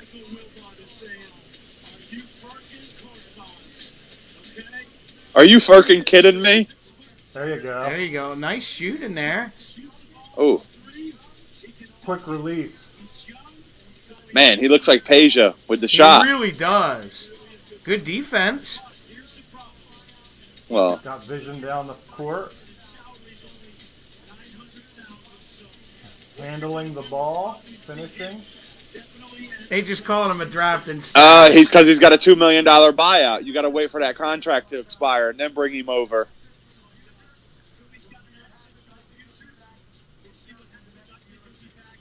Wow. He'll be in Turkey the next year or two. That's fine with me at this point.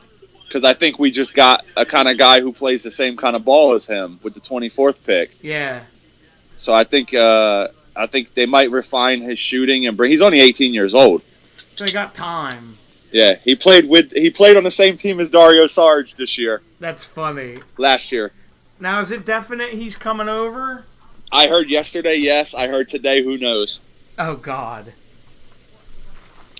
As Adam scrolls through trying to find any kind of information on him. Yeah, my only comment really at this point is for that style of player who's not going to be available for a year or two, I think there are guys similar to that That could help now. who are available now. Yeah, and I mean, Yeah, but my thing is though, is this guy going to be on the Sixers team in an hour? You know what I mean? That's a very valid point. yeah, Because he may be a draft and stash for us, but for another team, he may be let's pay the money and get him over right now and season him ourselves. yeah.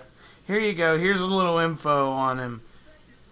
He's one of the best shooters in this draft class. He made 43% from beyond the arc. Let me point out that the arc in Europe is closer than in the NBA too. Okay. Yeah. I think it's like 2 inches, This but is the scary thing. He only made 35% from inside 3 and only 57% from the stripe. That's disturbing. what the hell? A small forward shooting guard who's making that bad of free throws? That's absolutely, I don't know, unacceptable. He better be shooting from the center court line if he's making that bad free throw percentage. Whew. I don't know what that. It says he's 6'7", but he's only $185. They had him listed at 200 on their on ESPN's tail of the tape. Okay. And guys, you want to know what else? The reigning ACC Player of the Year, He's still out there. a 6'6" shooting guard for Virginia, that Brogdon, he's there. Oh my God, I forgot about him. McCall is still there. Obviously, Demetrius is still there. It's possible that this Turkish kid will go elsewhere, but I just think at this spot for this team, I'm really not feeling it. I'm wondering if the Sixers have something going here. Yeah. Do they have a guard or two that they're going to acquire soon, and they don't have room for this guy, and that's why they're drafting stashing him? I'll say this. If you're right, it can make sense. If that's not the case, It's a head scratcher this in is a way, a wasted yeah. pick. It's a totally trash pick, yeah. Because what I'm thinking is the Sixers still have, 19 first-round picks next year? Yeah. So those first-round picks might be moving for established guys right now, like a Bledsoe. I heard that the Lakers are not sold on D'Angelo Russell. Me too. And the Sixers did really like him. You know, they liked Okafor and him. Could that possibly send the Lakers pick back to him for Russell? That first rounder next year? I mean, Who can say? It's possible. I think if the Sixers end up with Russell and Okafor and they keep them both, they won last year's draft for sure. Because that's a valid argument. Yeah, but we'll have to see. I'm seeing nothing. Like, Twitter's dead now. There's Also still in the mix somewhere, a guy that is kind of interesting, although he's flawed, is another shooting guard, this guy from Seton Hall. You remember him, Isaiah Whitehead? Yes. Yeah, I know the name. The thing about him is, this is going to sound ridiculous, but he just doesn't shoot that well, but he's one of these guys that relentlessly attacks. So he kind of makes up for not being a great jump shooter by going to the rack a lot. I'm just amazed that kid the Sixers took is so bad from the free throw line. That is amazing That's to hard. me. That's hard to imagine. And he looks so fluid, taking a shot. Toronto just selected Pascal Siakam with the 27th pick. Wow. Never heard of him. Draft and stash. I'm going to say from where? Yeah. I don't even think they know where he's from. That's another mystery pick. The Yeah. Cayman Islands. Yeah. Yeah, I don't know where he's from, dude. I have no idea. I've never even heard of him. let me follow this guy on Twitter. He's leaking most of the picks, so I'm just seeing really? Yeah, I'm seeing most of the retweets from him, so I might as well just follow him and get it from the source. Still some interesting players out here, I'll tell you what. There's a lot of good talent still available. Yeah. Makes you want to trade back up and get him. Yeah, because remember the Warriors were rumored to try and move up. Yeah. Way things They don't are need playing to out, now. Maybe they're going to get what they want. Yeah, they definitely don't need to now. What do they need? A big man? Yeah. They need a dump on the blocks guy, I think. They should get the kid you've been raving about all night from UNLV. Yeah. He's the shooting guard or the forward center. The forward hybrid? center. Oh, Zimmerman. Yeah. There's a lot of stuff. I still think Bentel really fits with him, although he's not a big man in the description of what I'm looking for them, but I think he fits in their system perfectly. Yeah, like the Spates type of guy. Yeah. Because I think they needed a guy not to be like crazy down in the block, but be able to pound somebody down and get maybe like 8 or 10 points down in the block. They need a closer. Like when you got that 6-point lead with 2 minutes left, and you just can't take jump shots constantly. Dump it in. Wow. From Cameroon. Mexico State. Oh, he is. The light bulb went off. Yes. He is in the 50s on most of the reports I have. Jesus. Yeah, Here's his he's tape. he's a small power forward too. 6'9". That's small forward now. But he looks like the biggest guy on the court. He's the longest guy on the court. I'll tell you that. Look at those arms. He did average 20 and 11 last Let's year, see. guys. Dude, Ooh. when he shoots from 20 feet, his arm length makes it a 10-foot shot. Yeah. Wow, nice step there. He's a double-double machine. It's always a positive. A small forward who can grab rebounds. Yep. Yeah, he's very lengthy. They're also commenting on here that he has a great motor, so it's not one of those big guys that runs out of steam. So he's probably like a bench guy that'll be like the high energy guy coming off the bench. Eh. Hey, you got to take what you can get sometimes this late in the draft. Yeah. Well, for Toronto too, they're a good team. So Yeah. And like you said, Jason, you're not going to find a Draymond Green every year. yeah, Draymond Green is a 1 in a thousand type unusual. of pick. Well, if they're looking for depth, I would say he's Yeah, because they acceptable. got that other kid, Yeah. the other big, early in the draft, Toronto.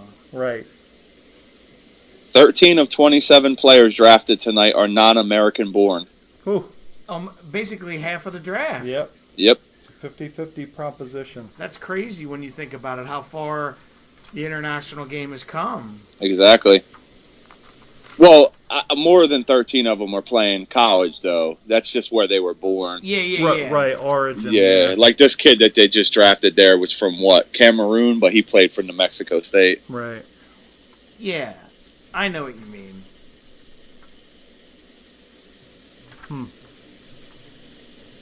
Who's up next? Let's see. Phoenix Phoenix. again? Yeah, Phoenix again. Jesus. We only have 3 picks left in the first round. Yeah, then it'll start flying by. San Antonio, a good team, going to get a good player here because there's ready guys on the board like Demetrius and those guys. You got Yeah. Golden State, who fuck if they need another good player, but they're going to get one. Yeah. There's some productive looking guys still out there, I'll tell you. Bentel, Golden State, there's your guy. Bentel, you got McCall still out there, you got Demetrius still there. Hey, and Gary Payton's kid should be coming up pretty soon too. Or how about this? You draft the draft and stash here, you sign Kevin Durant. Wow. I love it. Because he doesn't want Barnes back. No, Oh, yeah. goodbye Barnes, goodbye Ezeli. I'm done with both of them. Yeah, we were talking about that earlier. Remember, dude? I said I don't want Barnes on the Sixers. Yeah. Because a lot of people were like, "Oh, the Sixers can max deal Barnes, and he'll probably come because they won't match it and everything." I was like, "Please, that's not what I want." Yeah, that might be the worst max deal since who was it? The Pistons gave Josh Smith a max deal. Yep. Yeah, there's been some pretty bad ones. Yeah, I mean, it's sort of like the downside of that. Somebody's got to get that money, and if your team sucks, Yeah. Labissiere just was drafted by the Suns. Lavissiere is the next pick. Well, it's the Kings. He's going to the Kings via the Suns because of the trade Yeah. earlier. the Kings are getting it. Yeah, Yes. due to that trade they did earlier. Okay. Oh, let's see what DeMarcus Cousins has to say about this pick. I'm going to pray some more. Yeah. Yeah. They should just trade him to like somewhere where he can have it even worse in the NBA. Like Really? where wouldn't someone want to play? I'm trying to think. In the NBA, The Nets. No, he'd like Brooklyn, the party scene and stuff. yeah, they'd probably overpay him. Find a way to overpay him. I don't. Where is there a bad? Minnesota's not a very good place to play basketball, especially in the winter. Yeah, it is a cold weather town, man. Yeah, like you have like good weather in Sacramento True. all year round. Well, it gets really hot in Sacramento, doesn't it? Yeah, probably. I'm trying to think. But where could they send him where he would just be like, what? I would say the Lakers, but it's L.A. Yeah. Lakers are starting to build a decent team out there if they hold on to what they have. Because I like Julius Randle, I like D'Angelo Russell. But who knows? Who did they get tonight? Uh, Oh, Ingram, right? Yeah. Yeah, they're building a decent team out there. The Sixers just tweeted about their pick, the shooting guard from Turkey. Gobble, gobble. Let me see anything else. And nothing noteworthy. Well, the pound in Britain has tumbled to a 5-month low. Jesus. That's what happens when you're voting to leave the European Union or whatever it is. Mm-hmm. Isn't this crazy, though? This first round has taken over 3 hours. Doesn't feel like it. Oh man, stop saying the time. Yeah, if you don't mention it, we won't feel it. It didn't. It Start doesn't talking happen. about it. Yeah, if you don't mention it, it don't happen. It doesn't. It didn't happen. I remembered Jason years ago came over one time to watch the draft with me, the NFL draft, and it was the year before they changed it to make the time shorter. And I'll never forget it because they were like, "Thank you for hanging with us for the longest ever first round." It was like 3 a.m. Yeah, Wow. I was like, I'm out of here. it was like ridiculous how. No, it was when the draft started at noon on a Saturday, though, at least. So it was like 7 p.m. by the time the first round ended. Yeah. Oh man. And we were both of us were just like, "Shoot me." I don't. Who did the Eagles select that year? Oh man, who was it? Offensive lineman, I believe, right? It might have been the firefighter. It was that old dude. Yeah. Watkins. Yes. Yeah. Danny Watkins. Ugh. Yeah. That's It's right. just funny the shit you remember. Yeah. Wish I didn't. Yeah. Tell me about it. Here's a guy I forgot about, and I'm not sure why his stock is so low. But remember this Perry Ellis from Kansas? Power forward, 6'8", 220. He played pretty well in the tournament, if I remember correctly. Here we go. Let's see real quick. It's that dude, the Labissiere or whatever. Oh, the risky guy from Kentucky. Yeah. So he's going to where now? Ultimately, Sacramento. the Kings. Yeah. Okay. Yeah. Boogie ain't going to be happy with that. A guy with desire questions going to Sacramento. I love it. Around another guy with desire concerns. Boogie. You know, an organization with desire concerns. Because that's the second big guy they've taken, correct? I believe so. Because remember, Cousins complained about the last pick. Oh, yeah, you're right. The Greek kid. Yeah. Yep, that's right. Well, they're trying to build, or maybe they're trying to make some moves. Or they're trying to piss him off. Yeah, chase him. Get him mad so he'll leave. Ah, shit.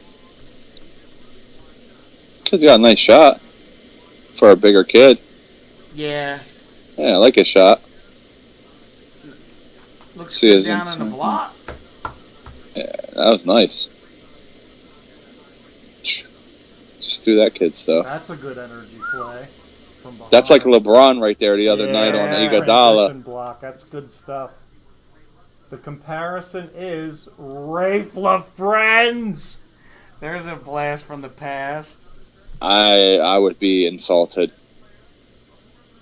I Rafe forgot he played for Dallas. Rafe could fill it up though. Oh, He ended up in with Boston, didn't he? At the end, did he? I think. everybody ends up in Boston at the end. Shaq did. Bill Walton did. Pistol Pete. Oh, God. Pistol Pete, Um, first in the Southwest. Spurs, 67 win team, about to get a good player here. yeah, these two next picks could be very good. They need a guard. Parker and Ginobili are about done. I'm scared that they're going to take that McCall. I really am. If they do, I'm going to be annoyed because he's 6'7" guard that does everything, and it's just going to piss me off. Playing next to Kawhi Leonard. Ugh. They took DeJounte Murray. Okay, I'm not crazy about him. I think you like him, don't you, Jason? He's okay. I wouldn't mind him. I'll put it like that. Okay. Well, What he's basically saying is he can live with him. yeah, I'm happy because the Spurs took a guy I don't particularly care for. So, Yeah, 24, 26, 29, I'm okay with Murray. right. If Murray goes up 15, though, yeah, he's not the right Murray to go that high. Yeah, you're right. The other Murray was. That makes the Warriors pick kind of interesting, though. I might have it for you in a second. Got some big guys out there. Still got some shooters out there. Yeah, we got one more pick to your Warriors, correct? Yeah, San Antonio and then Golden State. Dude, I don't want to change the subject just for a quick second, but it's incredible. Game of Thrones had 23 million viewers last Sunday. Woo! That's like 6 weeks of WWE. Yep. Yeah. 7 weeks of WWE. It's insane. I'm an addict, I'll admit. Just don't throw any spoilers at me, Jason, because I'm not up on the current season. Oh, geez, and But- I can't even say one word about it then. But I used to like make fun of it and how addicted people were to it. And then and you I watched watched it. it, And and then like you I'm got like a hooked. total crackhead for it now. If you make it past the first 6 or 7 episodes of the first season, you're done. Oh, yeah. You might as well just accept the fact that you're a Game of Thrones addict. That's one of those shows that just surprised you. It just kicked you in the balls from episode 1. Like no Yeah. character is safe from getting killed. Like, you mean the head of the show dies in the first sezen? Yeah. Ned Stark. In the very first episode, like there's a shocking attempted murder of a child. You mean when the brother's banging his sister They in the pushed him out tower? the window. A little Yeah, kid. Bran Like the Stark, King's yeah. son or whatever he was. But hmm I mean, like, it's like, what the? This is the first episode. What are you doing to me? That show, I love Game of Thrones. Like, we could sit here and talk about Oh, that we could do a for show 3 about hours. Yeah. I'm so love it. Yeah, I'm not going to say anything about what happens. I appreciate it, man, because it means the world to me. I'll I'm just not gonna put it- lie. I'll I put see it stuff like on this. Facebook. I'm like, nah, get him out of here. I'll put it like this. This season has been so fulfilling in so many ways to me. I don't know who you like on the show. Right. So, but this season has been so fulfilling to me, and it's just like next week's episode. If it's really good, if some stuff happens that I'm thinking is coming, Right. I am just going to love Game of Thrones even more. That show, I love it because it's so fearless. Like you watch certain shows, you know so and so's safe. Like on The Walking Dead, you know Rick is going to be all right. So the last episode you seen was last season's season Last finale. year's finale, yeah. You know nothing about what happens at all this season? Jason, I've consciously avoided it. Oh man! Like I don't even like want. Like some people, like how sometimes like I'm into that show and I haven't watched it yet, but if I find out that this happened, I don't mind. It'll still be fun to watch. Like I'm putting myself in that bubble where I want it all to be completely fresh and just completely blow me away. I want to tell you something so bad, but we'll go back to the draft. The Good temptation deal, has to be take it away. There he goes, Murray. Murray, the kid from Washington, goes to the Spurs. Good for him. A lot of high fades and bow ties tonight. High fades and bow ties. We're back in the 80s. Yeah. I gotta get a haircut tomorrow. I'm thinking of a high fade. Yeah, they're gonna do like film a House Party 4 or something. I don't have the hair for the high fade. Me neither.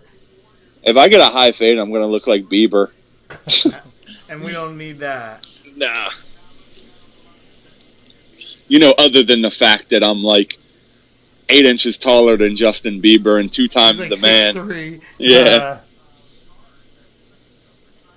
I don't see anything on the Warriors pick yet. One more, and then we're out of the first round. Hooray! Woo. Joel, sorry.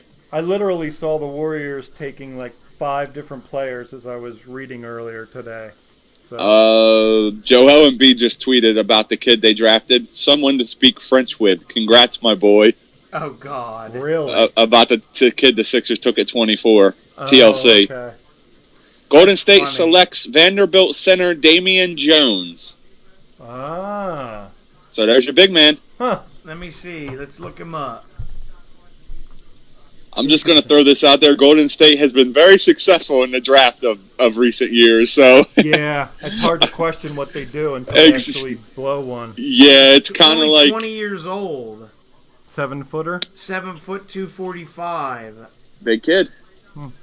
Still probably has about another 15 pounds and an inch to grow at 20. Wow. Yeah, you would yeah.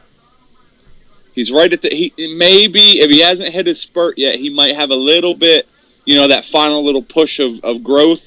He might have a little size left in him. My God, his standing reach is that right? 8'11"? Yeah. What the hell? That's what it says. I gotta see this kid when they show the film on him. He's got a 7 foot and basically 7.5 foot wingspan. Wow, this Body kid's fat under 7%. He averaged. I'm looking at it. Hold on. Yeah, where's his numbers? Okay, 13. Basically 14 points a game. 14 points a game for a college center is it's good. This kid's wearing like In 26 minutes, he averaged 14 points. That's pretty good. that's really good. Yeah, and 7 rebounds, 1 assist, almost a steal, and 2 blocks a game. 2 blocks a game's really good. My only red flag so far is the free throw percentage needs to get better. 53. I don't see much else. Well, Okafor shot brutal free throws, but this year in the NBA, he shot really well. Like, I was shocked. He went up was almost like- 20%. I think he was over 70, right? Like 75 or 76. His free throw percentage went up almost 20%. All, like off season. So it really can proof that it really can improve.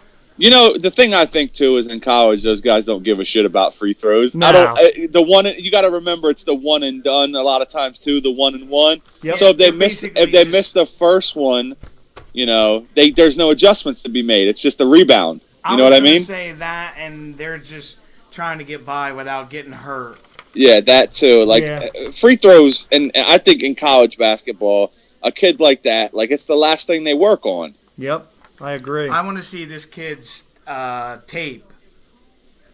Because if he's got that kind of standing vert, that's insane. Because do you know guys like Okafor? They know they're only having him for 1 year. That's- Yeah. So let's hurry up and work on the stuff that we can win a national championship with. Yes. Mm-hmm. The NBA will worry about the free throws. Yeah, you got a point there. That's why I don't like. guys that come out of college, if they have low free throw percentages and stuff, I'm like, yeah, the NBA knows how to turn a guy into a good free throw shooter. I was going to say the Warriors, though, they're really good at drafting late. Well, yeah. They haven't made many mistakes lately. They got the guy that would have been the Finals MVP if his team would have won the title in the second round, Draymond Plus, Green. They got the McAdoo kid 2 years ago late, and I like him. McAdoo. That was last year. Was it last year? Yeah. I think so, yeah. Well, either way, I like what I've seen from him. Let me see what they have here. Cap space. Oh, they're counting Harrison Barnes is gone. Absolutely. Pau Gasol, I forgot he's a free agent. Man, he would fit you guys really well. What do you think about that? Pau Gasol, I have no problem with because he's a good passer. He's got soft hands, and he's a double-double machine for a guy his age. And he Still plays cranking out the hard. doubles. And he would probably take less money to go to win. Yeah. He's not gonna. It's a max deal, dude. You got to remember, it's all maxes in the NBA. I forgot. If you're a veteran, you get a max deal. Well, then never mind. Yeah. The money isn't discussed in the NBA. Is he putting Durant on there? Yeah, well, he's going to slide all these guys in to say how they fit. Yeah.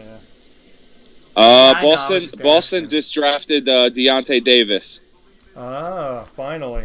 with the 31st pick, the first pick of the second round. Boston drafted Davis. That's the kid from Michigan State, the other Michigan State guy. Okay. Yep. Yeah. I remember hearing the name, but I was drawing a blank. Here you go. Here's your guy. I got to see the video on this guy, the film. Please. Yeah, I want to wonder what these guys are going to say about him too. Drum roll. Let me listen to this. Warriors select Damian Jones Jones. from Vanderbilt University. And no one gets excited. The second Commodore That kid is right there. tonight in the first round. Wade Baldwin. Shirt's a little tight. Due to the great Yeah. fans here at the Barclays Arena. Isn't it the Barclays Center? For your hospitality. Yeah. The next round will be conducted by Brooklyn native and deputy commissioner. Yeah, now things will really start Thank you very going. much. Oh, God. They want it. They're like, they'll just flash the picks up. Here we go. Let's see. Here we go. Man, he looks big. Nice moves. Oh, he fits that offense. There he is. Look, he's coming out of nowhere to get this. Wow. Oh, never mind. That's a putback. But that's a big boy. Got the skills. Whew. Roy Hibbert. That's who he reminds me of. Just looking at him, he looks like a more athletic Roy Hibbert. A lot thinner. Yeah. See what they compare him to.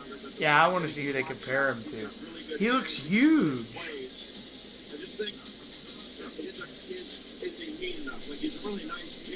They're basically questioning if he can become like mean, so to speak. Well, you get punched in the mouth a few times, you get mean. I think Draymond Green can help out with that. Yeah, like Adam was just saying because he walked away. He said he thinks Draymond Green can help him get angry. I still want to see a player comparison because I saw like some Hibbert in him. The way I agree with you. Hibbert's mean. He can be that kind of mean. Yeah. I don't think we want that kind of mean. Kurt Robinson mean. Yeah, there you go. That's what he needs.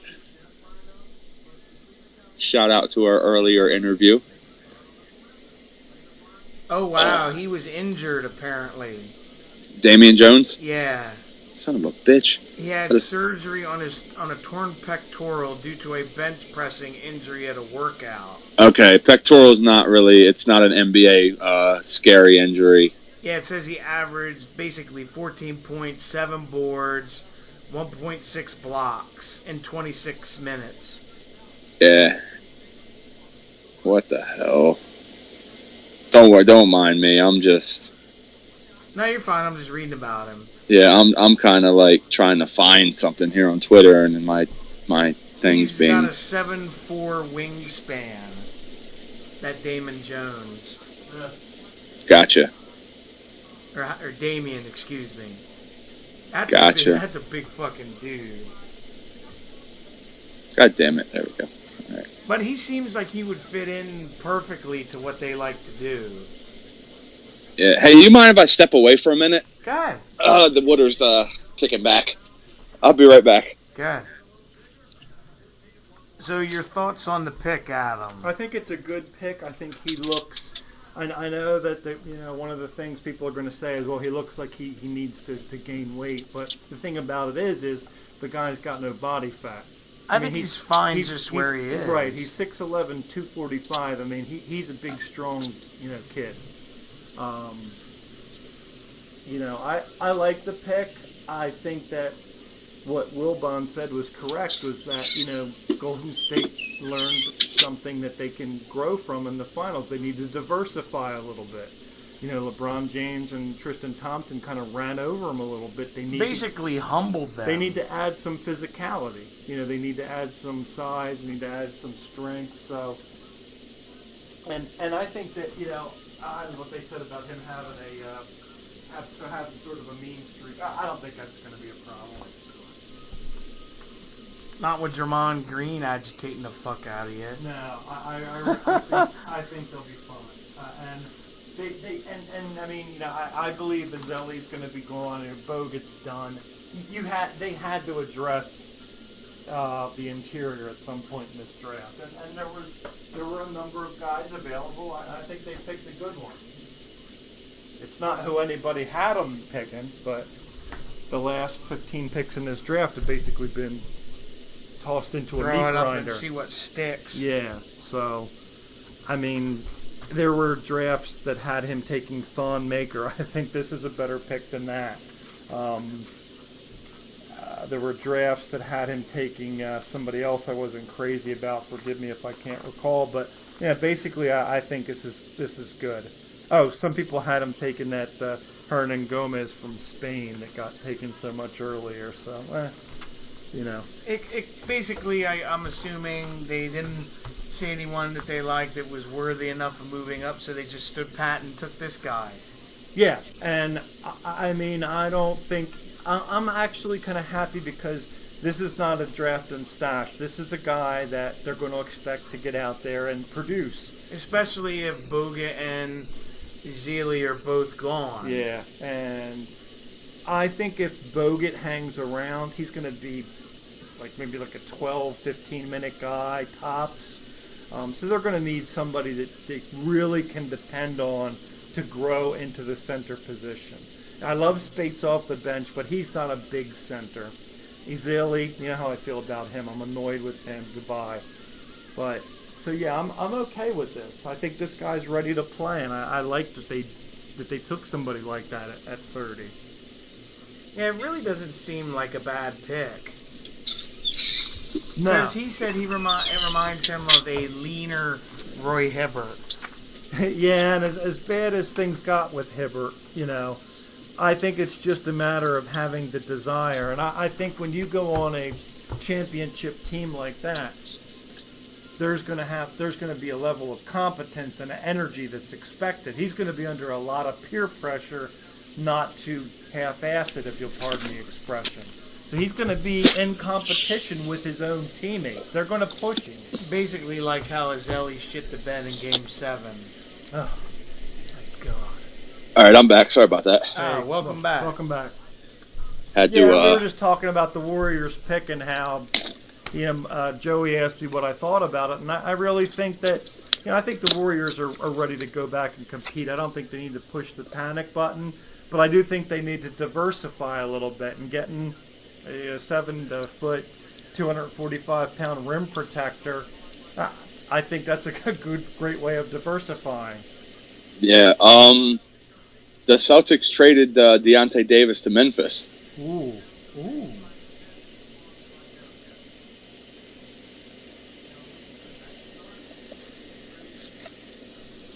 Yeah, I was going to say, he's right. The night has started with so much intrigue and it's kind of just...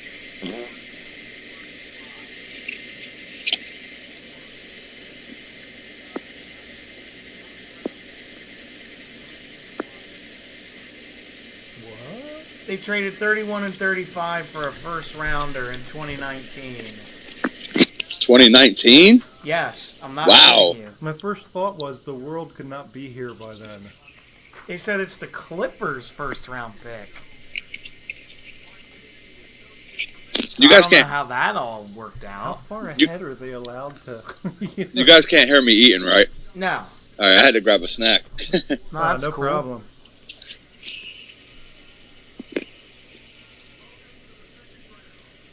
Why are they booing this guy? I don't know. He's supposed to be a Brooklyn native.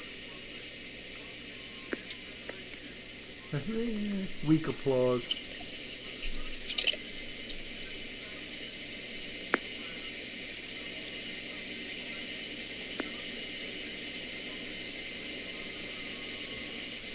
Oh, he's still there. Yeah, they said he just came back out to the floor. Oh. I always feel bad for players like that. If they're like sitting there waiting. Yeah. That's got to be agonizing. Especially if you're projected at a certain spot and it comes and goes. Yeah, imagine, not that this is the NBA draft, but imagine how Aaron Rodgers felt. Oh, man. Well, Aaron Rodgers ain't feeling too bad now. I know, I just meant at the time, yeah. The first thing I would do is I would fire the agent that I talked to. He's You got had the me kid- going like first round, top 15, and now I'm in 31 in the second round. You son of a bitch. Yeah, really. And he's got the kid and play hair, too. Yeah, a little bit. Michigan State product. It looks pretty. He looks like he's only 19. Nice bunny hop. Let's see. Ooh, nice.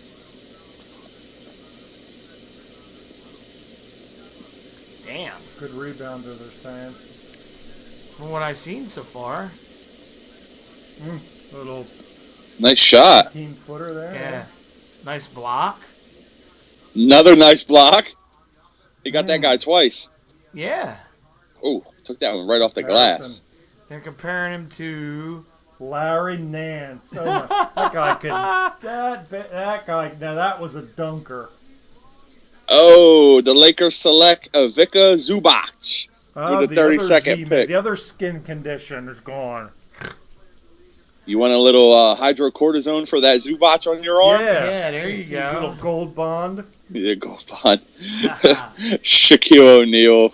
Oh man, Shaquille O'Neal I is s- such a huckster. Look at this. In Ainge we trust. I said if you want to smell like your grandfather, use Gold Bond. Yeah.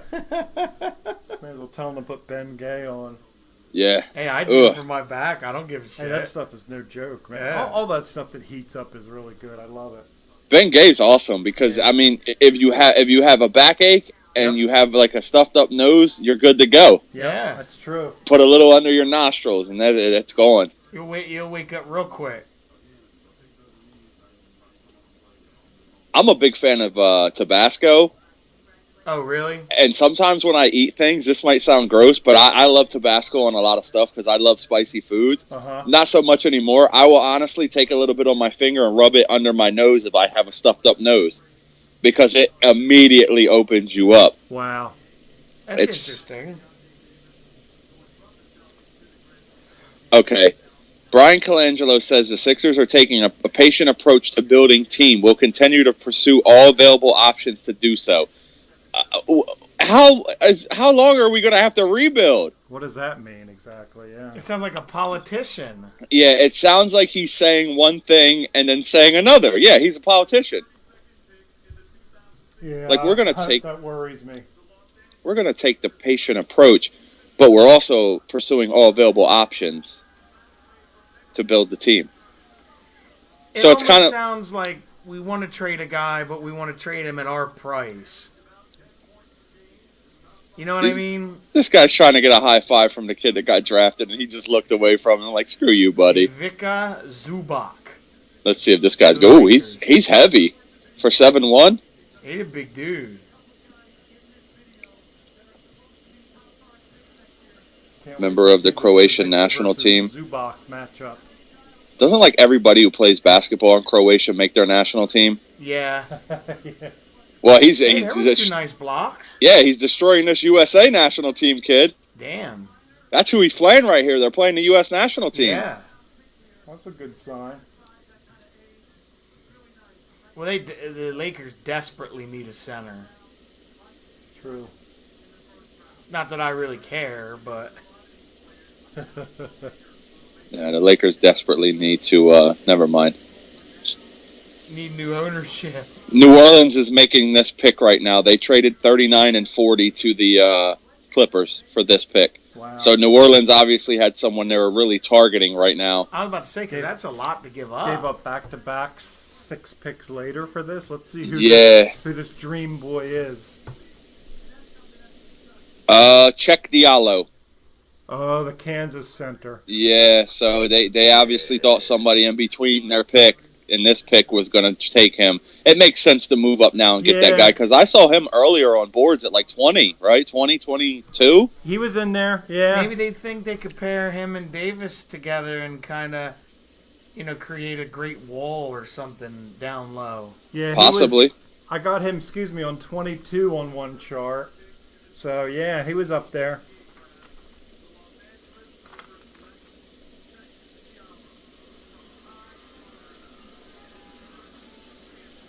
Yeah, because he said he's from what, like Bali, it said? But he went to Kansas. Which is another one of those NBA-ready schools. Yep. Oh, God, yeah. Yeah, I kind of like his suit. White suit. Subtle. Nice little bow tie there. Yeah. Nothing wrong with that. Doesn't look like doesn't have the high fade like everybody else. He's just got a nice haircut. Here. Ooh, nice play. Wow. Oh, wow. Well, a big guy with a good motor, that's very valuable. Yeah, he said Absolutely. he plays hard all the time. Late in games, big rebounds and stuff. You want that. Guys that have the motor are great in the fourth quarter. Olajuwon there move. Oh, Ooh. the dream hook. Kid don't look bad. No, and not considering to where he fell. That's, I think, a really good value pick. Yeah, Memphis got him, so he's with Anthony Davis. Yeah, Mm. that'll be good. That'll be fun to watch. Yep, Plus he's not they as got Buddy Held now that'll help shoot the rock. Ooh, wow. Take a little pressure off of Davis. Yeah, they kind of like have a little college superstar team going. Who's that? Memphis? The Pelicans. Yeah, New Orleans. Oh, is that where he went? Yeah, Yeah. no, I would think of Memphis. Yeah, he went to New Orleans. Yeah, sorry.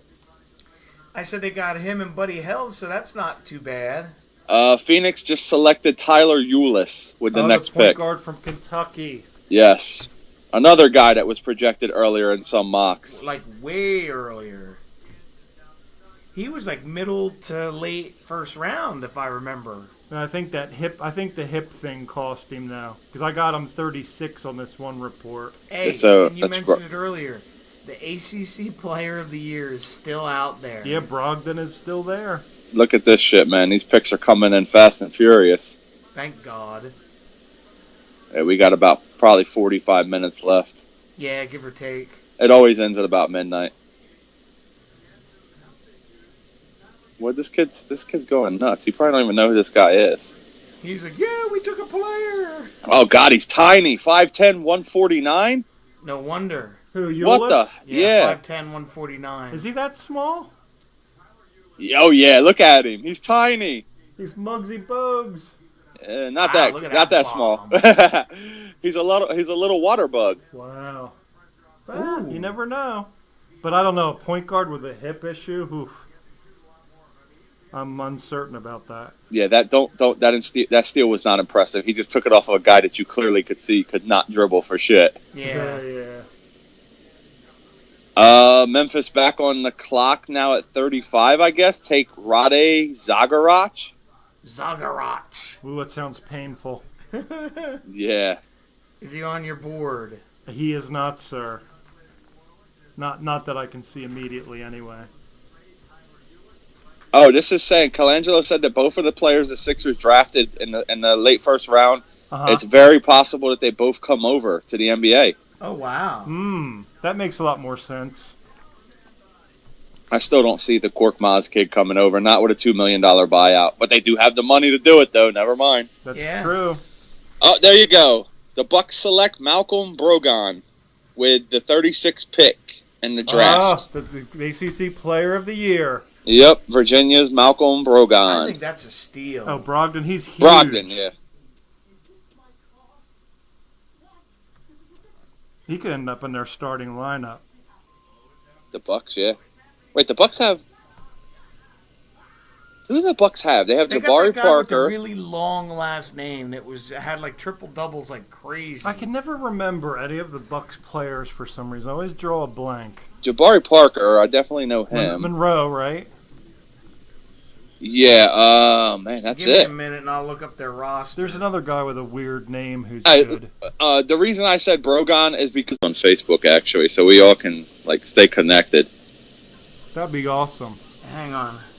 Let me, I think I just found you. Y, right? All right, we're Yes. back, everybody. We had a little technical issue where my computer decided it wanted to take a big crap with about 45 minutes to go. So Jason's back, Adam's back, Yes, sir. and what was the pick you said the Warriors just traded for and who they took?